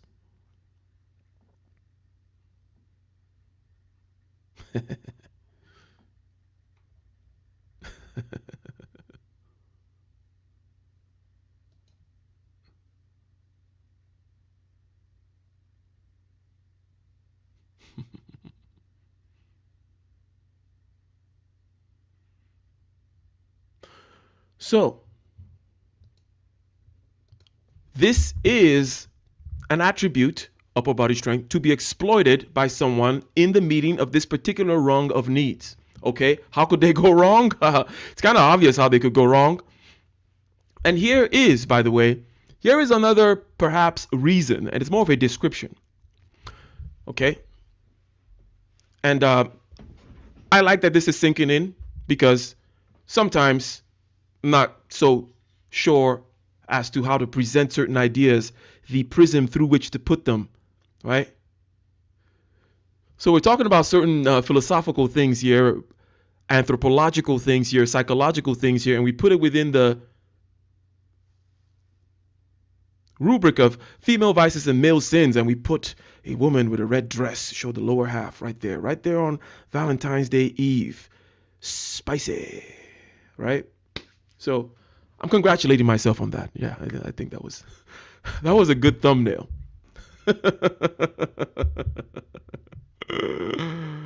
Yeah, where is that thumbnail? Yes. Check this out. I like this thumbnail. So as we were saying, physical prowess, if you will. Yes, violence. Okay? Also going with the accepting of the unacceptable. Now, I'm going to ask for participation here in this case. When we have looked so far at female vices and male sins, female vices and male vices, if you will, does it make sense if I would does this statement I'm about to make sense? The male vices are more visible. The male vices are more visceral. The male vices are more external. Let me get a 1 if this makes sense. The male vices are more visible, physical, visceral, external. You can easily point to them. You can easily see them. Violence, for example. However, how does one spot all the verbal abuse, manipulation, inconsistency, and logical fallacies and the movement of the goalpost all around? That's not so easy to see, is it? That is why it is also easier to sweep these particular set of vices under the rug. See where I'm going with that? See the description I just gave? Number 1, there is the modern political project and political correctness, which leads a lot of people to their doom. Because if you need to be politically correct, that means you cannot engage with ideas. You don't know how to eat the meat, spit out the bone. You don't know how to understand yourself and know what applies to you or not. You're a baby, you're a little brat. Get out of the channel. I know no one is here like that, but just in case. Just in case in the future someone is like, hey, we don't deal with that crap over here. All right? Also, it is also the case that it is easy to sweep emotional abuse, psychological abuse, shifting of the goalpost, and all of those kinds of things as social manipulation under the rug. You don't see the bruises. You don't see the bruises. And we know now, 100%, right? Yeah, game changer. You might have been punched in the mouth in middle school by some dude. Next week, next month, it's over. But people suffer for years, for an entire lifetime from emotional and psychological abuse because of something that their mother told them. As the Bible said, the power of life and death is in the tongue. But it is not visible. You don't see it.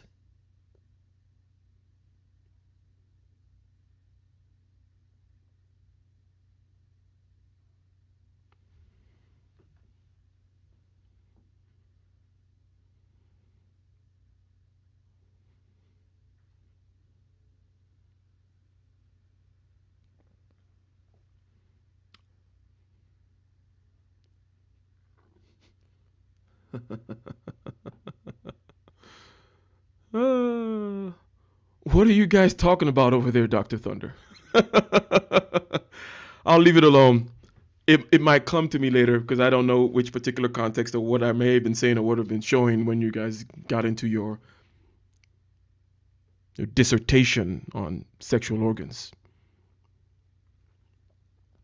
We got at least 3 PhDs in the chat. At least. So, oh yeah, hidden versus seen. I get it. I get it. I get it. Y'all are crazy. You guys are crazy. What's up, Truth? What is up, Truth? So we are winding down. And I think that this was a worthwhile exposition. Because life should be lived to the fullest. Blinding yourself because of, putting yourself into this kind of maze whereby some idiot somewhere or in politics or in academia has said, these are the things you talk about. These are the things you don't say. This is not considered right. This is considered. Get the hell out of here. No, you go and you live as a human being. That means you open your eyes to everything. All of history, all of anthropology, all of psychology, the depths of your soul, mastering yourself, mastering the external world. No stone left unturned. Understanding where your blind spots are. This is not for everybody. I'm not saying that it's for everybody. No. But I'm not a rat to be in the maze. And I'm not going to put rat in the maze kind of content out here. That'd be a total waste of my... I will not be here on YouTube talking rat in the maze crap. No. Because I know I can attract the non-rat in the maze type of people, and we can do our non-rat in the maze type stuff. When it comes to the mastery of the external world, for example, I talk about, hey, if you think that, you're going to leave the solving of human problems to those people who are out there, or you're going to leave success to others, human beings, and you're just a pig. We know that this is a place about being exceptional.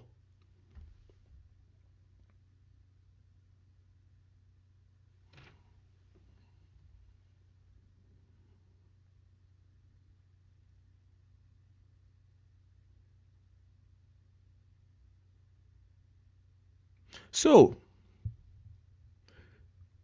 these particular kinds of vices are hidden.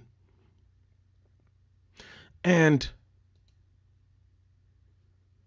the reputational abuse and assault on a social scale within the social fabric. Okay? And as a woman, you know you got to watch out for other women with regards to this, right? I mean, you already kind of know. But it is nice to be able to look at the reasons why. The reasons why are because of these differences in characteristics writ large. Again, talking about generalities, because you always have more feminine men and more masculine women, and in between in the sliding scale. But generally speaking, you don't tell your daughter the same thing advice-wise that you tell your son. Because when it comes down to practical living, all of a sudden we get wise, don't we? We get wise. And we bypass all the bullshit and we come straight to wisdom in this channel. Keep it simple. No excuses, right? So, these are the things to watch out for. And no, it is not less damaging. It is perhaps more damaging. Okay? That tongue stuff, that looseness with the tongue, that stuff, that venom that you spew out there is consequential. So watch out for it. That's all. Watch out. Reproduction. This is a big one. As a matter of fact, this is the fault line, okay? Male on one side, female on the other side. Everything else you could say is more of a spectrum than this. But as a matter of fact, we are a sexually dimorphic species, meaning you have male and female. Okay? So when it comes to reproduction, this is the one that is more starkly defined by nature itself. The ends being pursued and the means by which the ends are pursued. Starkly defined along the lines of sexuality by nature in and of itself.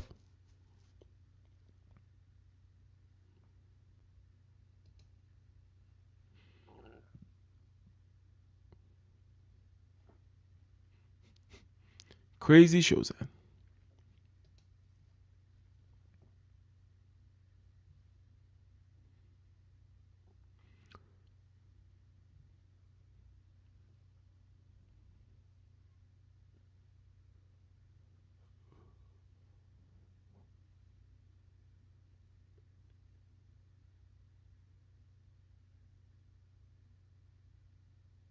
So, this one I will not dwell too much on because this is a whole Pandora's box. But this is a continuation, as I mentioned, on our stream about morality, about moral philosophy, if you will. We introduced via Nietzsche, and we will continue because I like Nietzsche.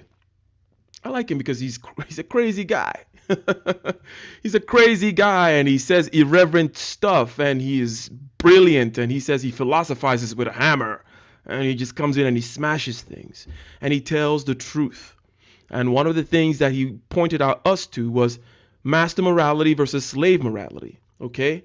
And then we see that these two things come together. One being mastery of the external world and the other being mastery of the internal world. Okay? You look at the Old Testament, okay, King David and so on and so forth, the mastery of the world, the land of milk and honey, the reward here on earth, a man of action, a warrior, a conqueror. That was the standard, the paragon, the yardstick, the standard of righteousness. And then it flips over. Now they are slaves to the Romans. And now things become more internal. It's all about God in your heart. It's no longer about the law. It's no longer about conquest. All of a sudden, the kinds of things that the Romans are doing, which is the same thing that King David was doing back in his day, are now looked as evil. They're not looked at as bad. They're now evil. But we were able to see that these two things need to come together and that you need the boot on your neck in order to develop internal mastery, in order to develop slave morality, if you will, and that's a purposely triggering term, slave morality. But in order to do that, you need the Buddha on your neck. You need some external pressure, something holding, some struggle in order to master yourself. And you see the Old Testament and the New Testament, boom, boom, boom, boom, bada boom, bada bing. A continuation of that today, but now the dichotomy is on the male side and the female side. there are commonalities, there are analogies. The male side tends to be more external, just like that mastery of the external world is, while the female side tends to be more internal, as we said. Okay? And now we're looking at the vices, the sins. These sins that are more on the female side tend to be more hidden, more psychological, if you will. So,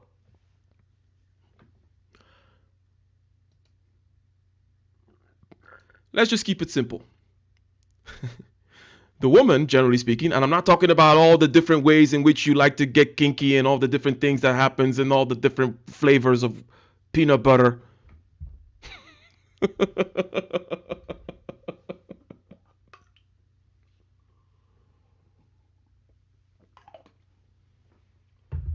I'm picking one particular end to be pursued within this. One particular end that the gene wants. Okay, let's put it in evolutionary biology terms. The woman wants the best seed. Is there any disagreement on that?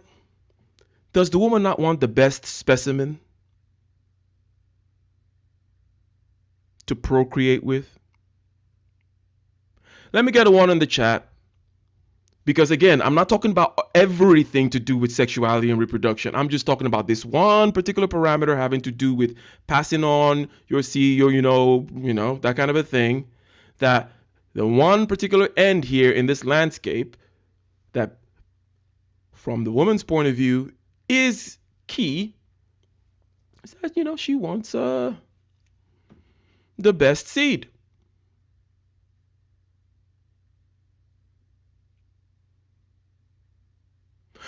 Why wouldn't she want the best seed? It's almost like, now that I think of it and asking for agreement, it's like, and some people disagree with stuff like this because, some people are disagreeable, and they just like to, they are rats in the maze. They like to kind of like, I can't go there. I can't go there. There's a wall over there in the maze.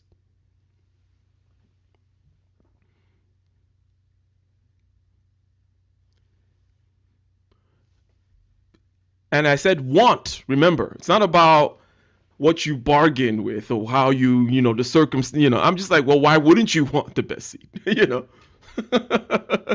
And best, by the way, again, that's why I'm saying I'm picking a narrow parameter and we're just walking down that with sufficient generality not to get all particularly crazy with it, right? So that is your prerogative and you should want that. Why wouldn't you? Okay? That is your prerogative. Hence the 80-20 rule that we know of. Okay? The 80% of the women going after that 20% male specimen.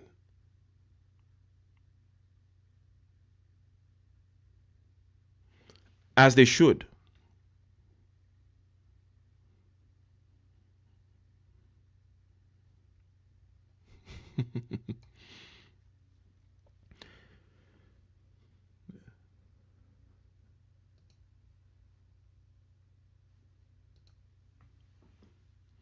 It's about the survival of the species and the survival. In other words, it's just simple. It's like, it's simple interaction with the environment and their particular features, call them adaptations, that quote unquote succeed, whereby succeed is survival to the point of then you reproducing. But with human beings, you have so many different parameters that we could judge, not just the physical, but the mental, so on and so forth. But we have a certain kind of standard. Okay, we look at it. We want him to be tall and this and that. Preferably he has money too, and blah blah blah blah blah, jawline nigga.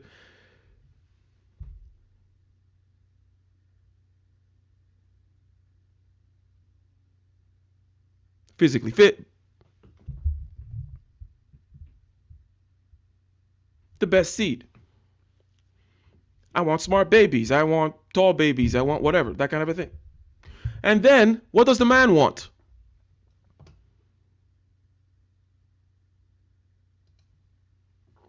What does the man want? Women's Red Pill Society. Yes, you are paying your fine.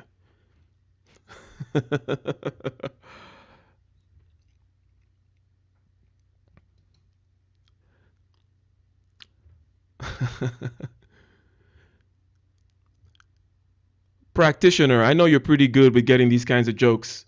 Do you see what Women's Red Pill Society said there on the screen? On the screen.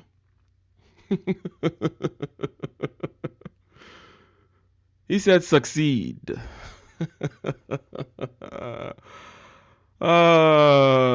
Succeed.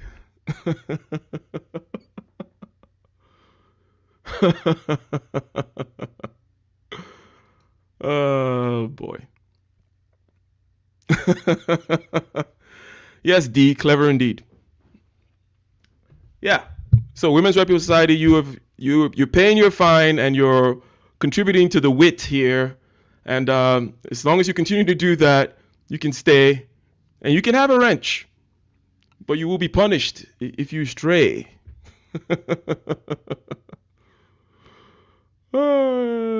So basically, can I also get an agreement vis-a-vis what the man wants?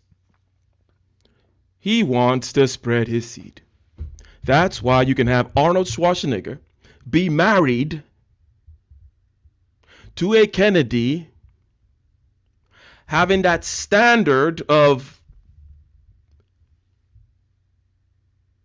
pedigree and looks. You know, she was a newscaster after all, so she had that particular look that they like in certain areas. But still be sleeping around with the ugly maid. Because it's not about the best specimen for a man. Let me get a one in the chat or any kind of an agreement, or if anyone, for a man, it's not really about the best specimen. What I mean, I'm not talking about, let's say, marriage and stuff like that. I'm talking about your base biological drives here, okay? I'm talking about the temptations that you're prone to fall for. And it's not, people don't fall for temptation because, oh my God, that cocktail waitress in Vegas was the best specimen. No, that's not what it is. That's not what it is. Every gentleman knows that. Every man knows that. It's not what it is. It's not about the best specimen at all. It's just throwing it out there.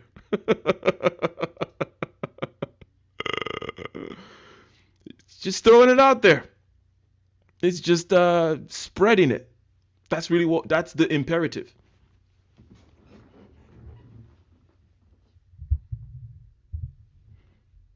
Availability, exactly.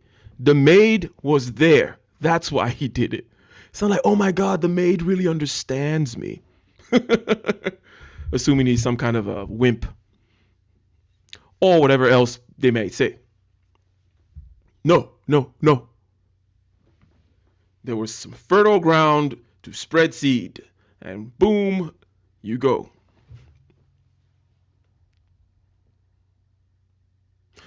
So, given these particular imperatives, biological imperatives within the landscape of reproduction, again, the ground floor of Maslow hierarchy of needs is very jungle-like. That's where biological base drives are. You need to breathe. You need to drink water. You need to reproduce. The species needs it, at least. Not one particular individual, but the species needs that.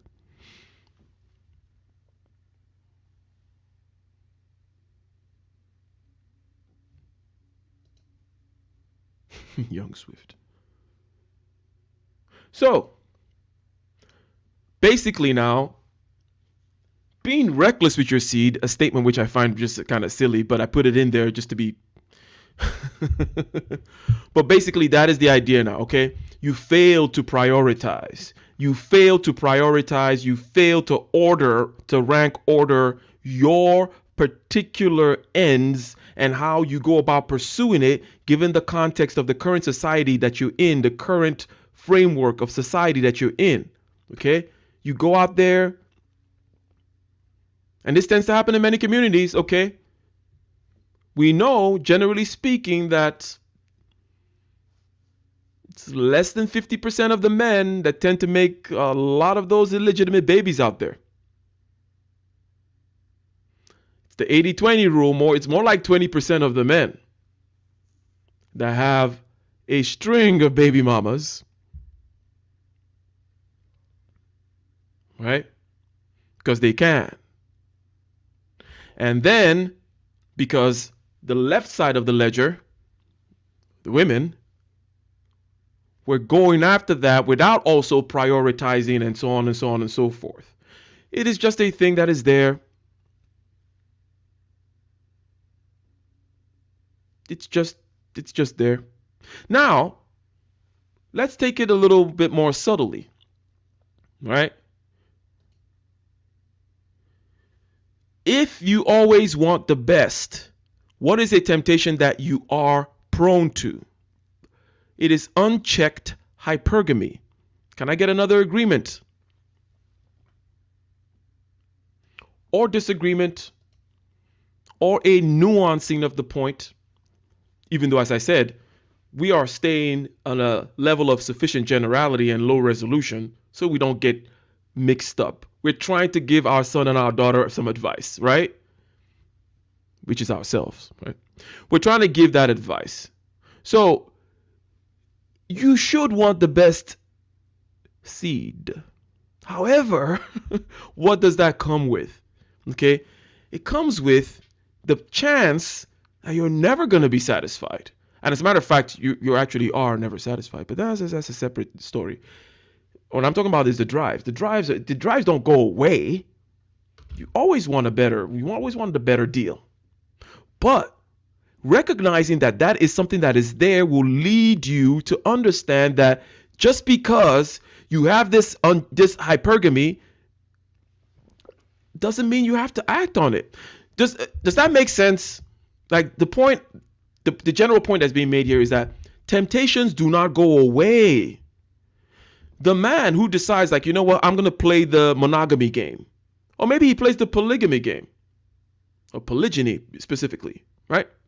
And he has whatever it is, but he has decided that he's going to go with this one wife or these three, whatever it may be.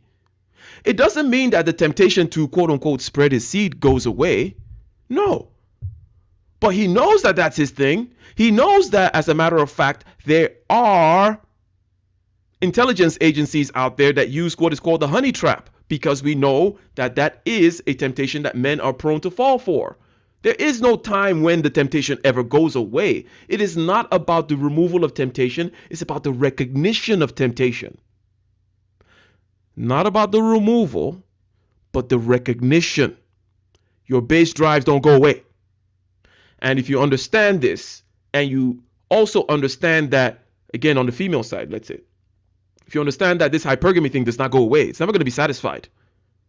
And also you understand that you're more emotional, then you know you're going to be prone to certain kinds of inconsistencies and things shifting. Then you're not going to make a silly decision all of a sudden in the middle of the marriage and be like, I'm not happy. You know, I'm just not happy anymore. It's like, who told you happiness was guaranteed, and who told you the temptations were going to go away? And that is the problem with the world the way it is today. Not understanding the vices, the temptations to which you're prone as a result of your nature. It's there and it doesn't go away. A man will never stop wanting to spread his seed. Just because he committed to one or two or three doesn't mean that that urge goes away.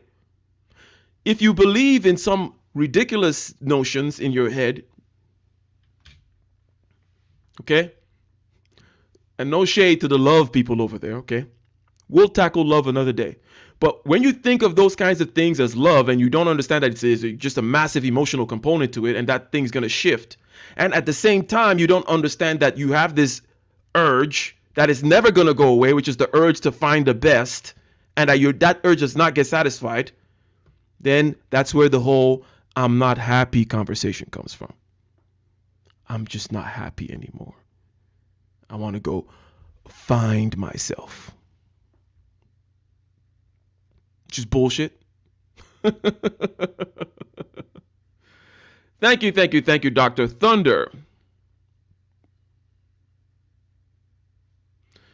for the $10 super chat. You say, saying sticks and stones may break my bones, but words will never hurt me. Not true. 100%. As I referred to earlier. I don't know why I picked on Game Changer. But I said he got smacked in the nose once in junior high. And he's cool. He was cool next week. He's cool now. But that tongue will ruin people's lives. However, those female vices tend to be easily swept under a rug and called sugar, spice, and everything nice. But then it doesn't serve women very well, does it? Because the outcomes don't work out and so on and so forth. There's not a real reality there. And then you add Disney with the fairy tale bullshit, and then it just becomes chaos. The chaos that we can empirically see in the landscape, right?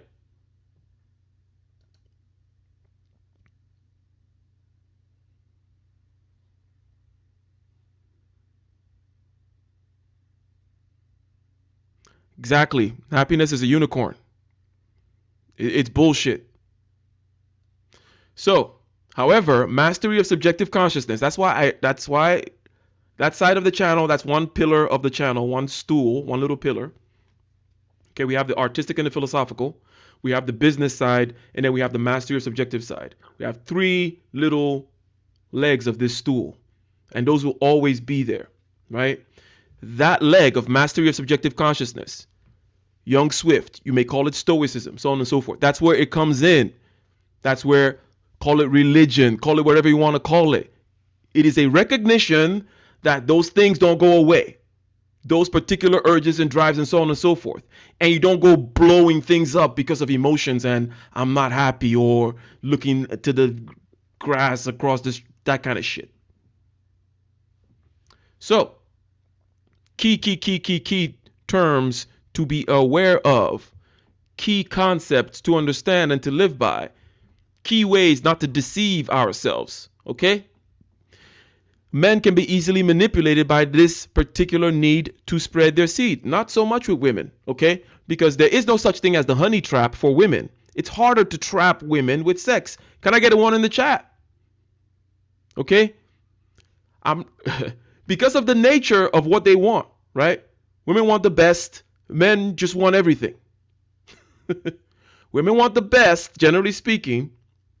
I'm not speaking generally, right? I'm not talking about all the other things you want also. Yeah. We are complex. But generally speaking, if I'm some kind of intelligence agency, I know that I can trap men because they just want anything, right? So I can trap the men with this particular thing. So as a man, you should know. And Billy Graham knew this. And he always had people go check his hotel room because you will have, if you're a powerful enough man, you will have women pay the hotels, pay people to go lodge themselves in your room so that when you come in, because again, they want the best. They want that Billy Graham seed. And you as Billy Graham need to know, hey, I can fall for this. So he never walked into his room first. This is a real life story. Think of the Mike Pence rule. You guys know the Mike Pence rule, right? Don't be having dinners with female coworkers alone.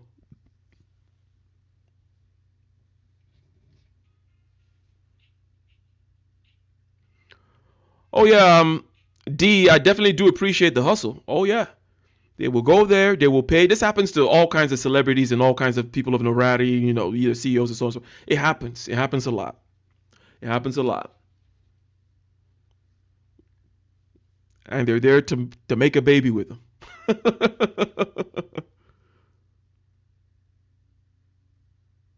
So the Mike Pence rule, or what Billy Graham used to do, is a recognition that, hey,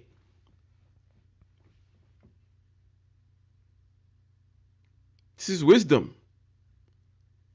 You don't live in Pluto you live here on Earth and you're red-blooded and this is the landscape that you operate with. Nothing to be ashamed about.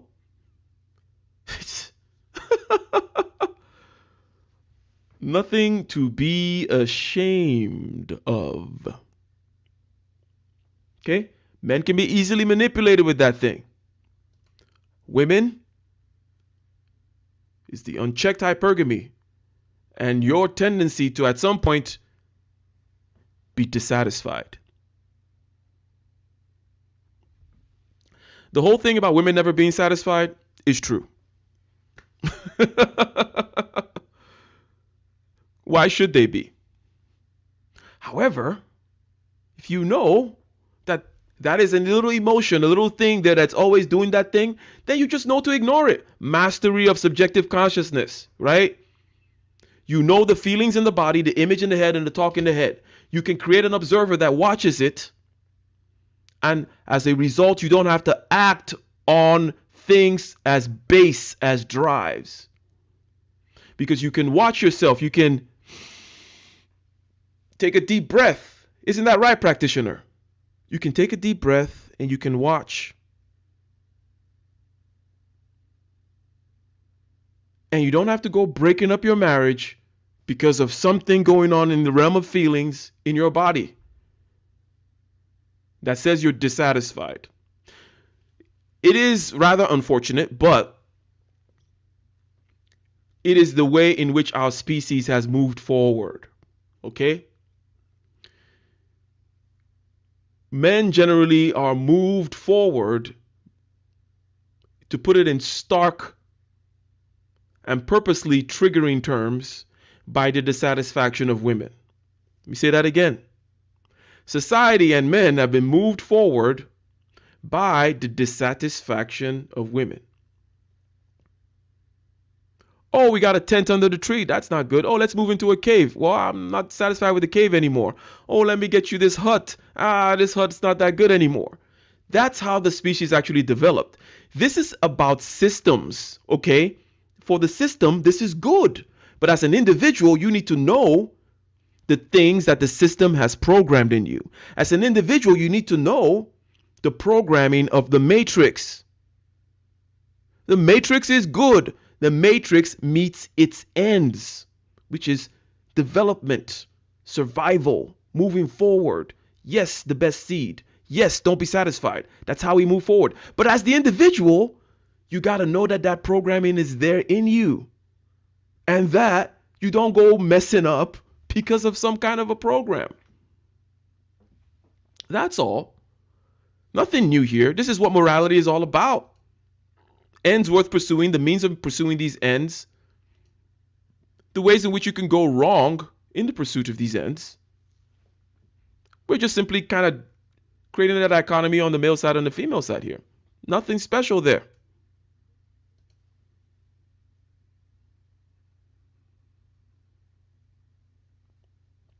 She pleads the fifth.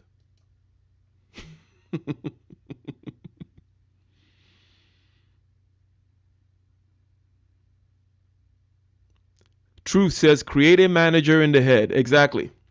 Exactly. What's up, good men?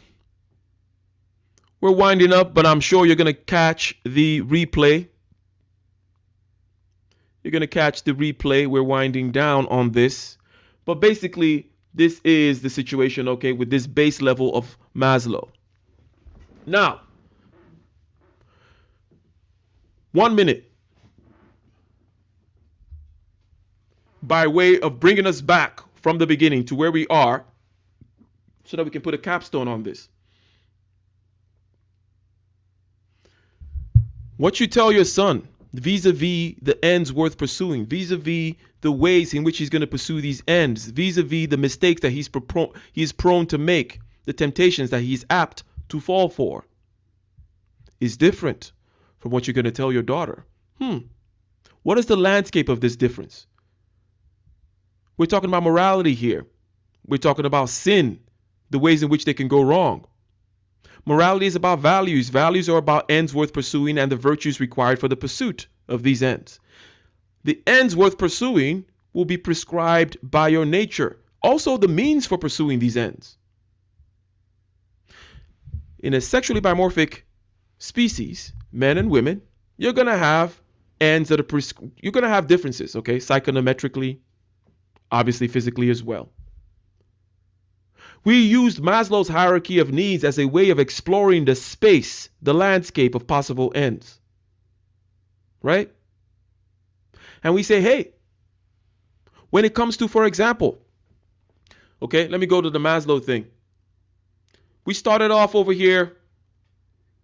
I think we started over here in the middle. We said when it comes to belonging and things that have to do with friendship and that kind of stuff, at a particular parameter that men and women differ on, which is relevant to this particular landscape of needs, is being emotional, more so and less so. And that if you're more emotional, you're more selfish by definition. It's something you need to watch out for, ladies. And if you're more stoic, then you're going to be more accepting of certain unacceptable things. Perhaps some injustice. You're going to be more apathetic. Perhaps you're a little bit over spiritualized. You're joyless and loveless. And that you need to watch out for that. And also on the female side, you're going to have certain kinds of inconsistencies and so on and so forth, and an unwillingness to engage within yourself because you don't want to do emotional damage to yourself because you have a feeling you're trying to preserve. Hence, you shift the goalpost when anything tries to attack that feeling. That is a temptation that you're prone to. You need to avoid it to the degree to which you can, or at least you need to know that is there, right? We also looked at the landscape of self-esteem and respect and so on and so forth. Something that is important within this landscape is social versus non-social, okay? That as a woman, you will be marketed to and you will be socially manipulated. And also, you will socially manipulate. That is your strength. But it is also, therefore, the place where the traps are for you. Right? We talk about some more base-like stuffs, like, the physiological needs, the food, the shelter, so on and so forth. Upper body strength and so on and so forth is kind of important within that realm. Well, men are more prone to violence, the physical things. We also then at this point noted that the male vices are more clearly seen. You can see them. You can see them. It is almost like the left versus the right, because the left versus the right also has a male and female kind of analogy. Okay, it's an analogy. Okay, it's not really,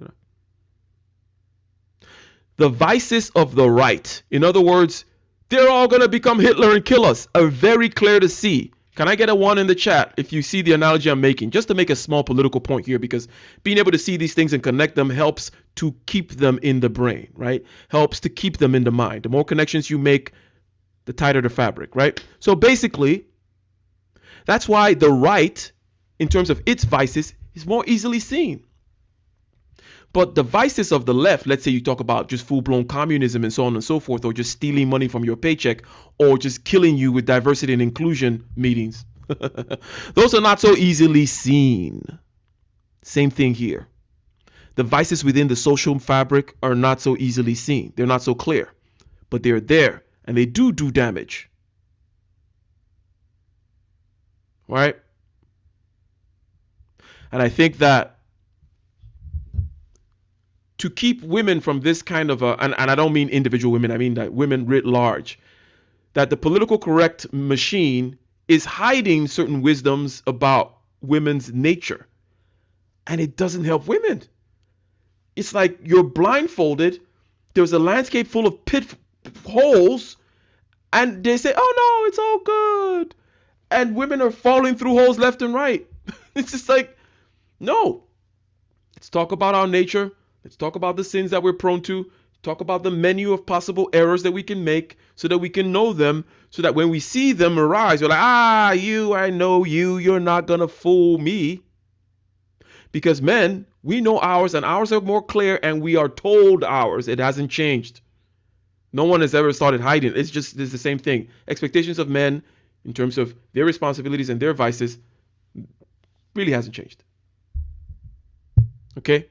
So that's the idea here. And then we got to the reproductive part,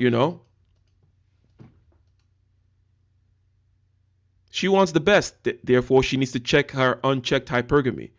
She also wants the best in terms of things and in terms of there's always a need for improvement. The woman is the one that pushes the man to improve the external society. Not improve himself. That's a different thing. No. And that's where some people make a mistake. The woman will push the man to improve the external world because the man can be very comfortable with all kinds of uncomfortable situations. Goes back to that stoic thing that I said. A man is stoic. He'll live under there in that tree, eating fruit. He doesn't care. It is the woman that says, hey, how about some more comfort? How about some more better experiences? And women, note the difference I just made. It's the woman that causes the man to go out there and improve the external environment. It's not about improving the man. The man is comfortable. He's not getting better when he improves the external environment. He's the same person he was. He's just comfortable in situations that you will not be comfortable in. His equilibrium is more static. Right? Can I get a 1 in the chat? Because I think that's another important fact. Okay? That on the female side needs to be clearly understood.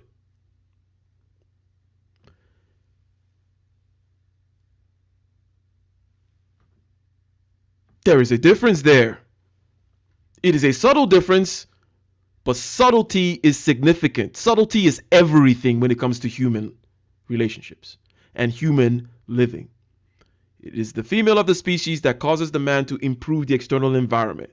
You're not improving the man. If you think that's what you're doing, that's a big mistake. Okay.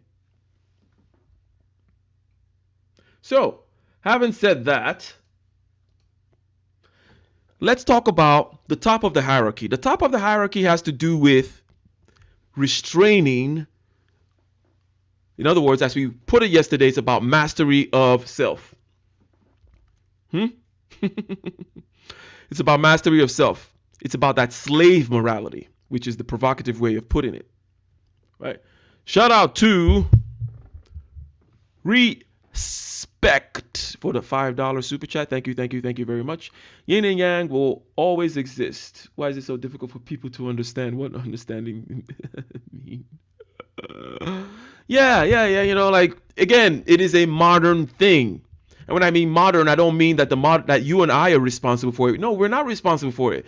You would not be in this channel listening to me if you were responsible for this crap that's going on right now. It is you can go and talk about the theories about how this nonsense came to be elsewhere. But we count ourselves along the lines of, from the ancient times till now, of people whom recognize nature and recognize reality, contend with it, live with it in our own particular ways, whether it be the Stoic, the Epicurean, or the existential ways. Yes, I'm not going to define those, and sorry for waxing poetic for a second there.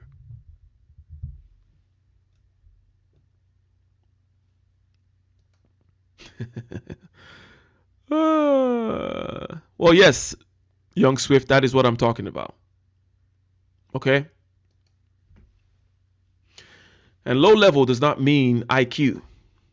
You have many very, very smart low level people.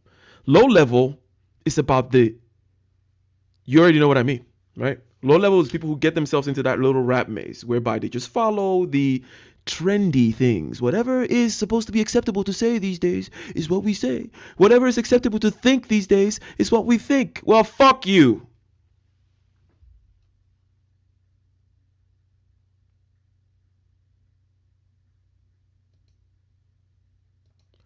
The very top of the hierarchy is about restraint.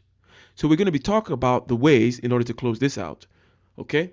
The ways in which these particular vices can be restrained.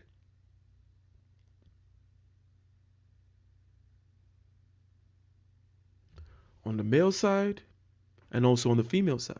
So far that we have seen that there are different ends to be pursued, different virtues required for the pursuit of these ends vis-a-vis the men versus the women.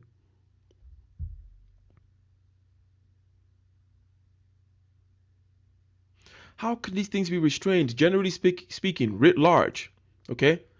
Now, I think that the way it's restrained on an individual level is about, mastery of subjective consciousness. And I think that mastery of subjective consciousness is indeed the top of the pyramid. Okay? And by the way, Maslow's hierarchy of need is not a linear thing. It's not a linear thing. It's not like you got to wait to do 1, 2, 3, 4, 5. It is transtemporal. It is more chaotic than that.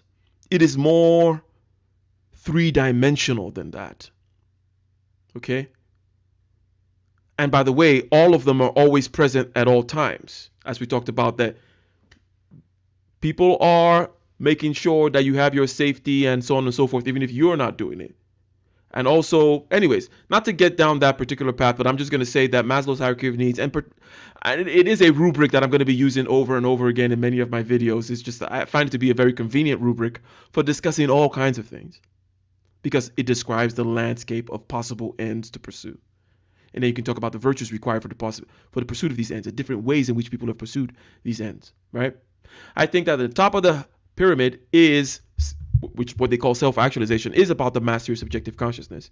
And you can go straight there right now. You can go straight there right now by practicing how to meditate and master your subjective consciousness, while concurrently doing all these other things, as a matter of fact.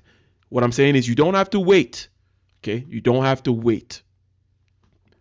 So, on an individual basis, yes, that's what it is about. Go watch those meditation videos that we'll continue to make. But generally speaking, we have already agreed that the vices of the men are more in the physical sphere. We already had ones in the chat agreeing to that. And that the vices of the female is more in the social sphere. Social, psychological, emotional, right? That's where they do their damage, right? Hence, the means of restraining these in the group, okay, it's going to be different. And just as I said, just like in the left-right dichotomy, that it seems to be easier to be able to restrain the right. And as a matter of fact, this is something that also people in the right, conservatives, I'm a conservative, well, let me not even go, I'm a libertarian. Let me put it this way. I don't believe in equality, which puts me more on the right. No kind of equality. Like, I don't, because equality does not exist in nature. I'm more of a man of nature, in other words. That also puts me on the right, right?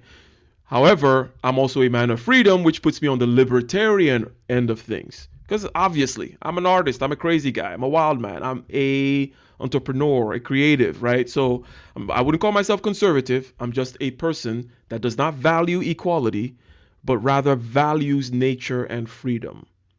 That trifecta is a key way of looking at any particular political landscape in any particular time. Nature, freedom, and equality. You can only mainly optimize for one in any particular issue. An interesting kind of thing to think about. Okay? So you may be like, I am for freedom and a woman's right to choose and reproductive rights. But I am for nature because I want to restrict our freedom to build on that particular land because I want to protect this particular turtle. And then on the third hand, I am for equality, which I'm not for, but basically, you can also then make an argument from the equality standpoint, but you can never have freedom, nature, and equality at the same time.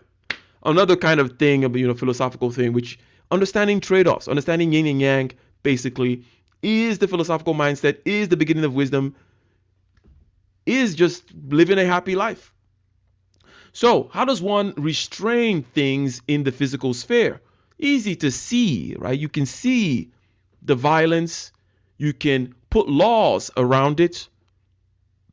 Okay? Laws and physical restraint. We talked about the prisons being filled with men. We talk about the fact that the most violent people are almost all men.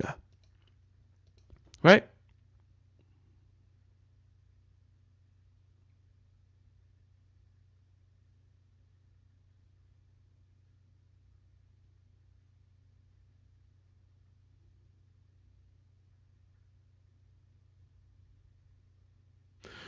So, this kind of a restraint, the laws, consider, okay? Let's look at the underbelly. Do you think men are restrained by morality? And again, I'm talking about men in general, writ large. No, that's not what happens. Neither are women, by the way. Human beings are not societally restrained by morality. Morality tends to prescribe what needs to be restrained and what should not be restrained by other means. Let me repeat that. And can I get a 1 in the chat if I am being clear? People are not restrained by morality. Morality just says these are the things you want to restrain and these are the things that you want to encourage. And then you have to then go devise the means of restraining and encouraging. Okay? Good. I see a 1. And practitioner says no, by force. Yes, people, men or women. However, we know that there is a difference in the kinds of vices. So you can easily see the male ones. So you can easily write certain kinds of laws around it. The female ones are more in the social fabric. Hence, you can kind of imagine the ways in which you need to restrain that. Right? So,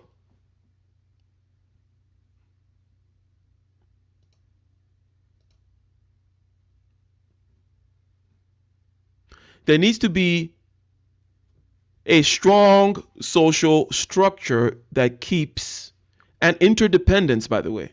Interdependence is needed to restrain the feminine vices. Some nice chains and guns and gates, prison bars to restrain the male vices. Okay? Because again, the tongue lashing and the psychological manipulation, emotional manipulation, social manipulation, tearing down of character, all that kind of stuff. The unchecked hypergamy or all that kind of stuff. It's hard to see. How do you lock it down?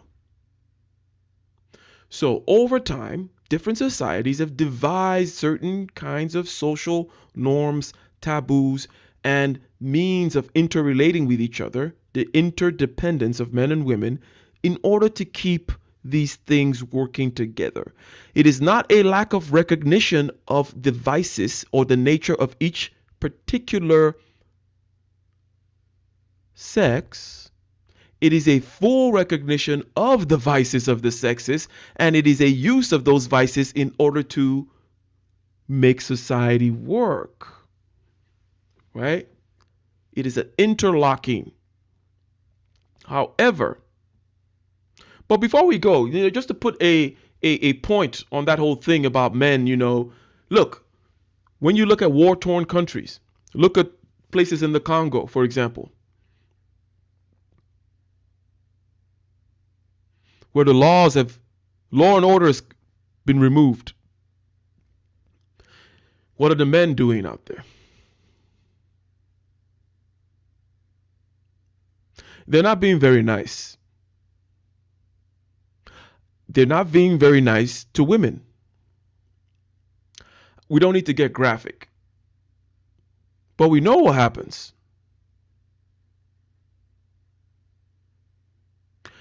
Did these men fall out of hell somewhere? No, these are the same men that were there before the laws broke down.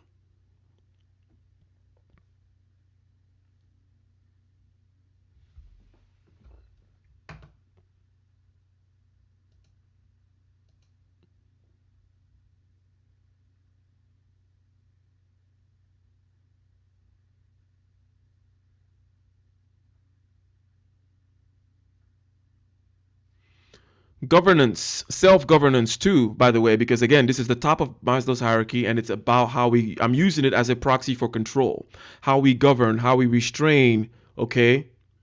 Restrain ourselves in the pursuit of the ends and the means of pursuing the ends, which is the realm of morality. Male side, female side. I say mastery of subjective consciousness from an individual standpoint is the key. It is not going to be the bag of everybody. Not everybody is capable of doing that. Let me just say that. Not everybody's capable of doing that. Okay? However, the fact that you're on this channel and you're actually listening to the crap I have to say suggests that you're perhaps you're in a certain kind of percentage, not the majority at all. So how about in society writ large? You can't expect everybody to become monks and philosophers. No, that's not how it's going to work. So you need to put them in cages.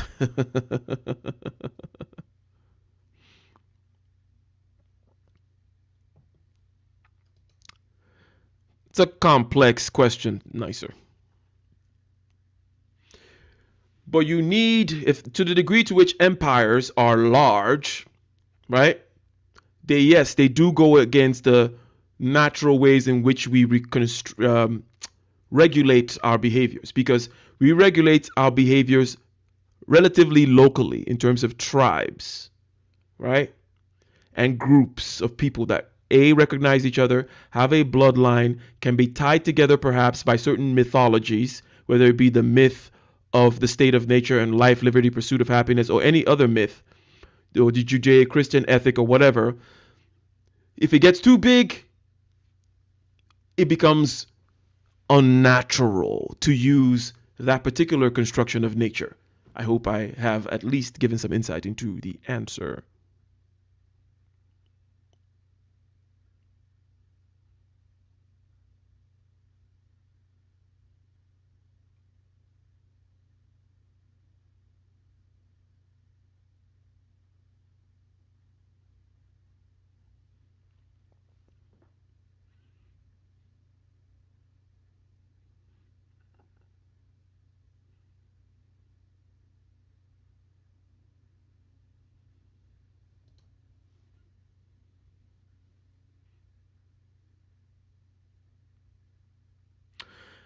Now consider, because we've considered what happens in war-torn countries, consider the breakdown of social interdependence and taboos and so on and so forth, which we are seeing right now in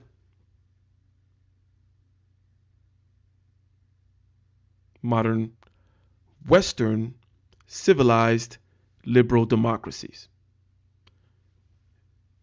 Those things have to all be there. There are ways of civilizing yourself that are not Western liberal democracies, that has this particular, Western liberal democracies, that is, having this particular emphasis on no nature, only freedom and equality, right? That kind of a thing. How do you create this interrelatedness and this interlocking of the stones without the nature? You use a man's nature in a system of rewards and punishments to get the societal outcomes. Makes sense, right? You use a woman's nature and a system of rewards and punishments to get societal outcomes.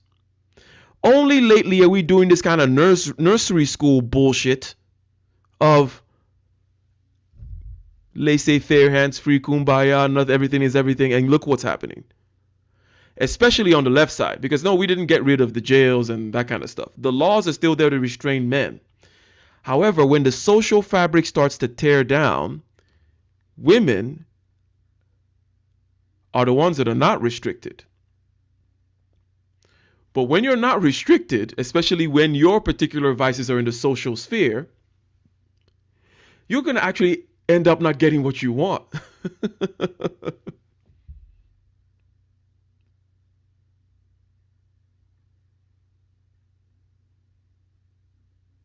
So what we're talking about is let's say on the hypergamy getting unchecked, for example.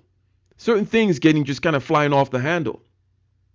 Because it is the truth that if we look at the hierarchy of needs, women no longer need a particular man for these bottom two things. You don't need a man for protection and provision.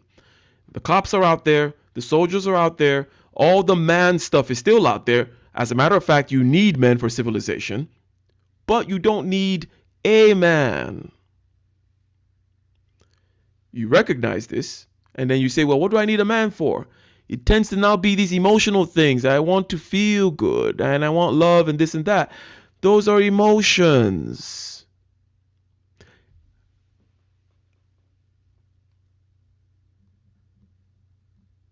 What do you do about that is the question. We know what emotions tend to do. They tend to change. They're inconsistent logically and through time. Blah, blah, blah, blah, blah, blah, blah. But this is the landscape. This is not me making it up. It just is what it is.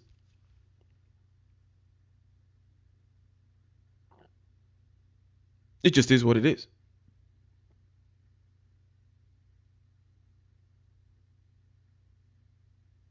So either you revert to the base 80-20 rule, or I'm just going to go with my base sexual drives, and or all these things just running amok, a lack of prioritization of certain things.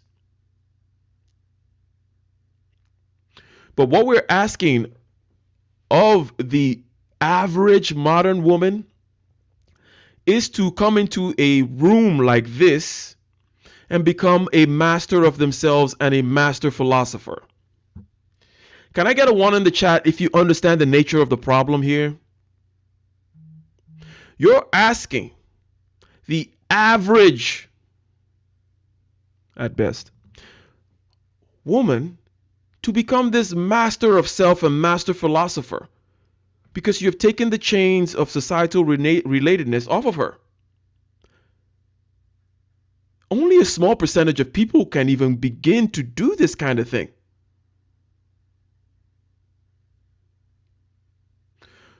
To those of us who can at least even see the nature of the landscape, it is important, for the sake of the next generations, for us to possibly start to correct.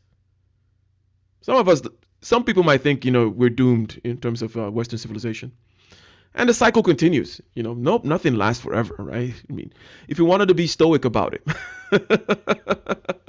if you wanted to be Ike about it, you would say, well, yes, everything comes and goes, nothing lasts forever, and we're doomed, and nothing's going to change. It's going to, the iceberg, it's too late. It's all coming down. But we're giving advice to our sons and our daughters, aren't we?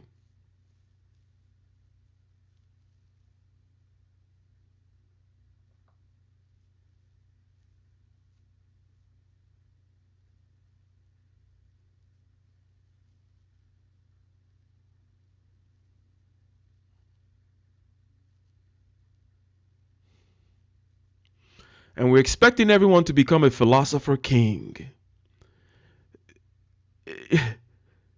Have you looked around lately?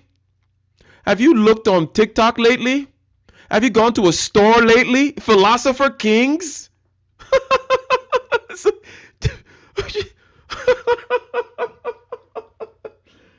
Oh my God. People can barely wipe their own ass.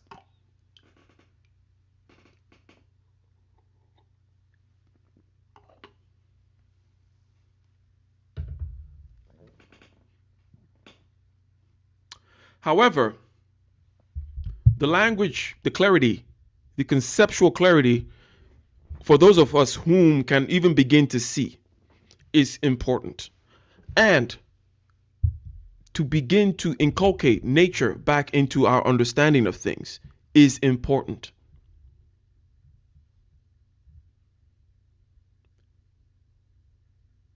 Because we started this removal of nature thing 2 seconds ago. All this stuff is very recent, a very recent experiment. And the effects have been very quick. The metastasizing? What is it, practitioner? Metastasizing of the cancer has been fast, right? But this is an all too recent thing. You cannot ignore nature. You cannot ignore the way we have lived and whom we are. Okay? It is to our detriment. We're asking the average woman, having removed certain things, restrictions from her, to now become this self-governing philosopher king or queen or whatever. And that's just not going to happen.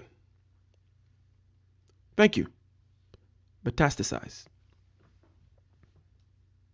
So that's what we're talking about, ladies and gentlemen. And we're not going to be taking any calls today because, damn, it's been 3 hours. 3 hours of philosopher king shit. I am the king, I will not be. But hopefully,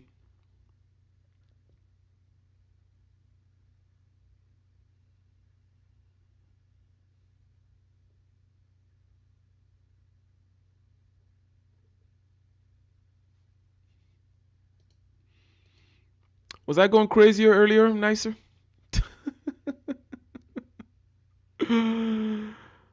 Oh, I didn't realize that.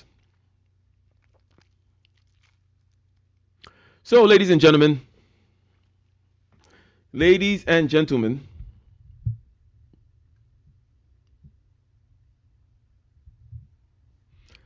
no, I wasn't. I wasn't on the Red Bull.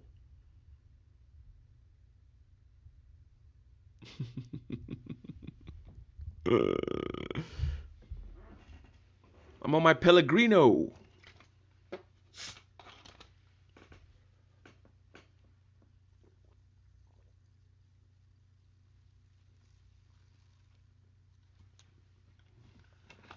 Oh yeah.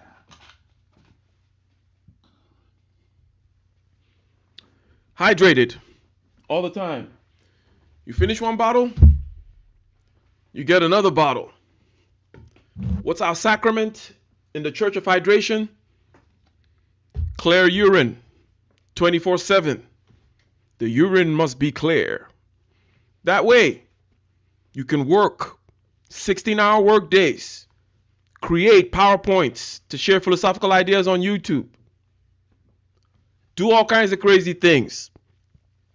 Super chat all over the place on random YouTube channels. You could just you could have a ball. Forgive the fuckery. But hydration is key. It is my religion. It is my religion. And it doesn't have to be sparkling water. I know some people don't like sparkling water, but you know, you gotta be hydrated. And your urine needs to be clear. Okay? Simple. Exactly. You want to keep your system unencumbered because you got a mission to do. You got a hill to take, right? Now I'm getting on that soapbox. This is Reverend Ike coming out now. Where's my organ player? You need to take the heel. You need to unencumber your system. Stay hydrated. Stay focused. Stay oxygenated. You need to master your subjective consciousness. Can I get a hallelujah?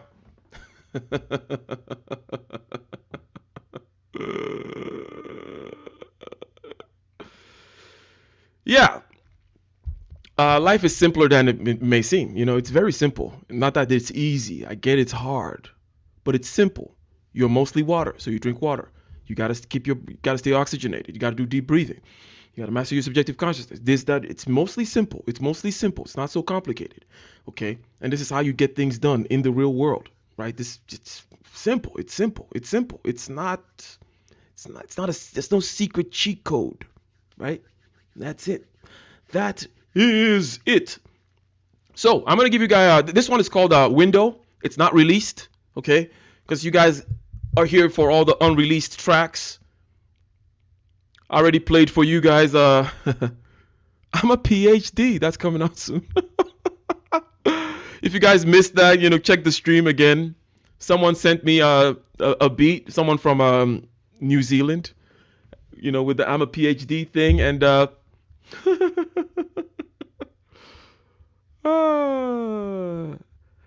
gonna put a couple 16s in it. Good man. I don't think you caught it, but let me see. Mr. Dr. Thunder told me that I could share the window in particular in application space. Okay. So let me try to do that. So you guys, please tell me if you hear it, okay? I will share the window.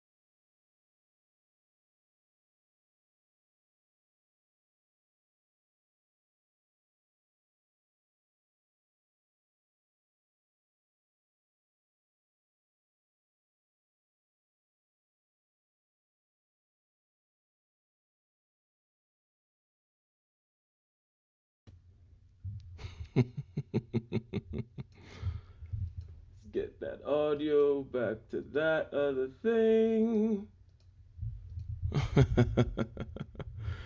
So yeah, I'll be having some fun with that one. I'll be having some fun with that one for sure.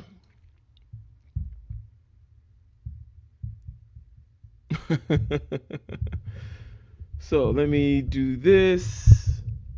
Set myself back up here. I may have to hold the microphone since I moved it and such, but pop pop pop pop pop pop pop pop pop pop pop pop. Good. So the audio is working. And thanks for sharing the music. I will be releasing stuff. I'm taking a trip to West Africa again in a couple of weeks. I'll be there for about a month, and I'll be streaming. Don't worry. I'm taking this microphone with me. I bought this microphone specifically for the road. It's a little bit more robust than the other one. So I'll be there doing my thing. But when I come back, I'm going to start recording these new songs. Well, I'm going to release some of the new songs. You guys already have Run and the other one, Battle Within, right? Battle Within, our theme song. They're going to be released. And then I'm going to start doing some more recordings of these other things that you've been hearing, right? But today I'm going to share. Yeah, I'm going to Ghana again. And also Nigeria. And depending on how things go, I may touch on Kenya as well. So a little bit of East Africa, but mainly West Africa. So I'm a West African kind of guy.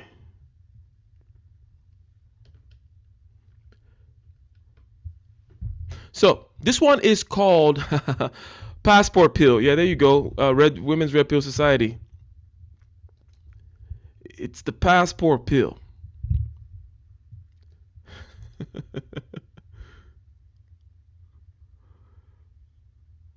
So this one is called Window. It's a simple, cool kind of song. Kind of easy roots rock reggae kind of vibe. 2-chord progression type of deal. The chord progression changes on the chorus, but very simple. Right? Pop, pop, pop. Roots. Reggae girl, I am Nigerian. Nigerian born and raised 100%. Yes, I am that guy. Yeah, that's why I'm crazy. That's why I love money. I am your typical Niger boy. Some say it don't matter what the hell is going on, but I hear the chatter. The Babylon is going down. I look into the window of the bus as it passes by. Yeah, Good Men. Good Men is Nigerian as well. Am I right, Good Men? Or did I just lie? You're some kind of African. I think you're Nigerian. I can feel the Nigerian vibrations. So this one is called Window. Do do do do do do do.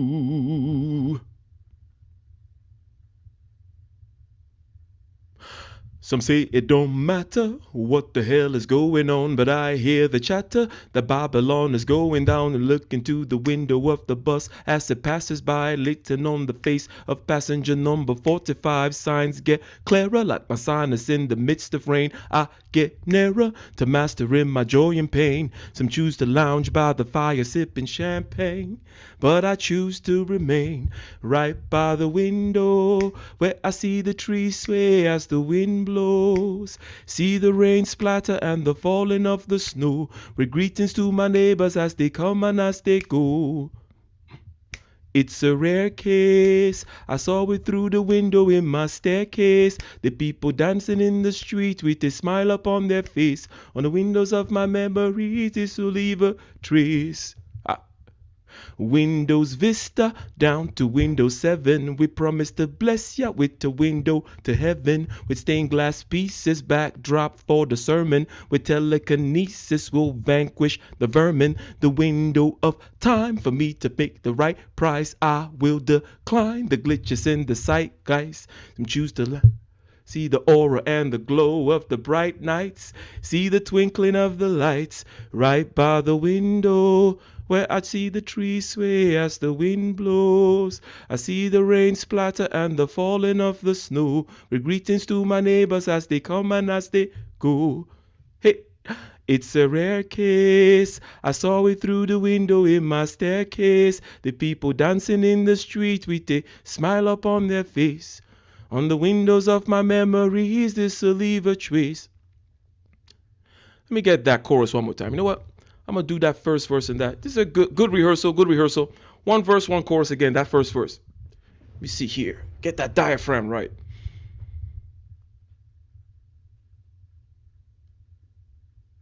Some say it don't matter what is really going on, but I hear the chatter. The Babylon is going down. I look into the window of the bus as it passes by. Written on the face of passenger number 45. The signs get clearer like my sinus in the midst of rain. I get nearer to mastering my joy and pain. Some choose to lounge by the fire sipping champagne, but I choose to remain right by the window, where I see the trees sway as the wind blows. I see the rain splatter and the falling of the snow. With greetings to my neighbors as they come and as they go.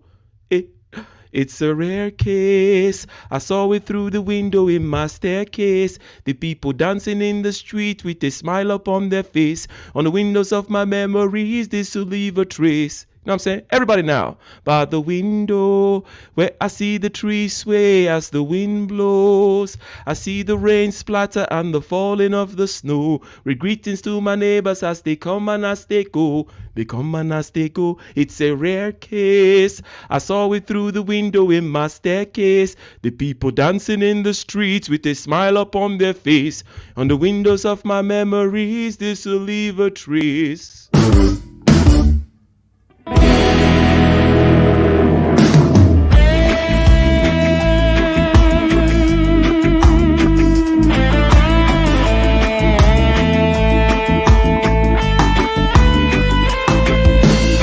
On the shore, relentless in the war, the legions in our hearts, shed waters in our balls, the spirit and the flesh, the emotions that arrest, the cerebral will contest, propelling the unrest.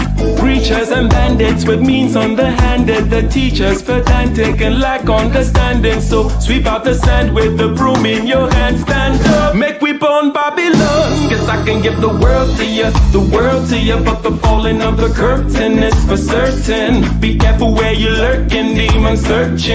The spirit and the women fight the battle within. Cause I can give the world to you, but the falling of the curtain is for certain. Be careful where you're lurking, demon searching. The spirit and the women fight the battle within.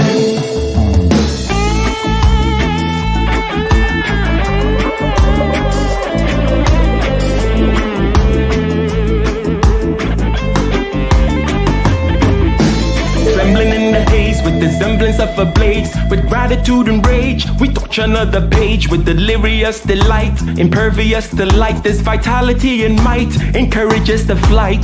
Preachers and bandits with means underhanded, the teachers pedantic and lack understanding. So sweep out the sand with the broom in your hand, stand up, make we burn Babylon. Guess I can give the world to you, but the falling of the curtain is for certain. Be careful where you're lurking, demon searching. The spirit and the women fight the battle within. Guess I can give the world to you, but the falling of the curtain is for certain. Be careful where you're lurking, demon searching. The spirit and the women fight the battle within.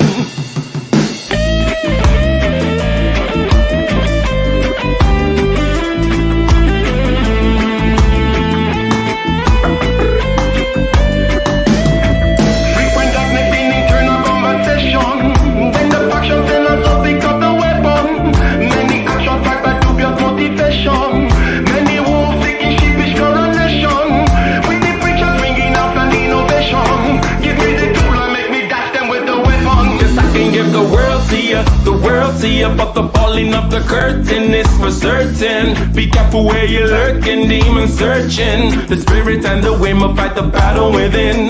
Cause I can give the world to you, but the falling of the curtain is for certain. Be careful where you're lurking, demon searching. The spirit and the whim will fight the battle within.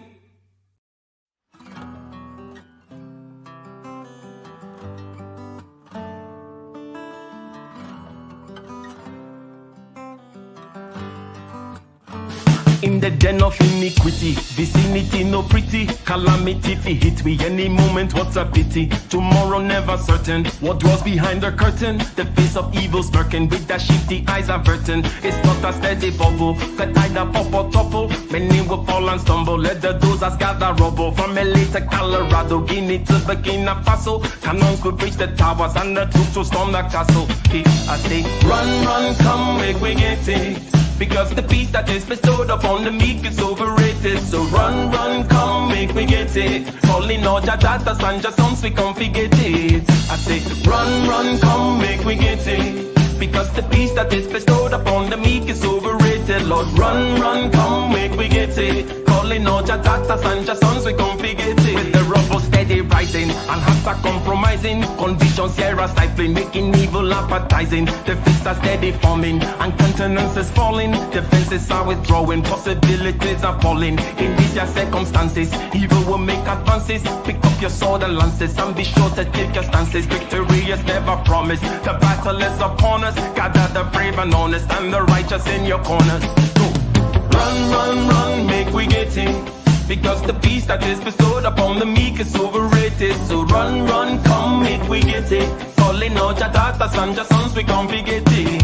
I say, run, run, come, make we get it. Because the peace that is bestowed upon the meek is overrated. Lord, run, come, come, make we get it. Calling out your daughters and your sons, we can't forget it.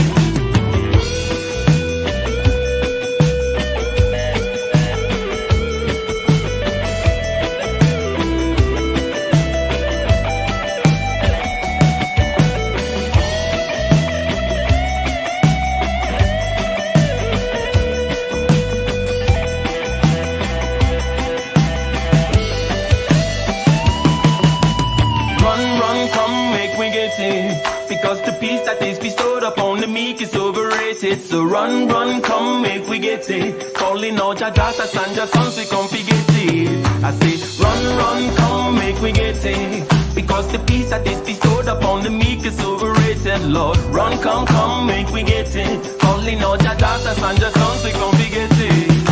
Run for the hills, let the will lead the mind. For living is the thrill with the doubt left behind. Amidst all the wreckage, there is beauty to behold. We are fearless and intrepid from the depths of our soul. The hands of the steady cleave the rose from the bone. The sweat of the weary brings us closer to the dawn. The motion of the wheel brings the light to the mind.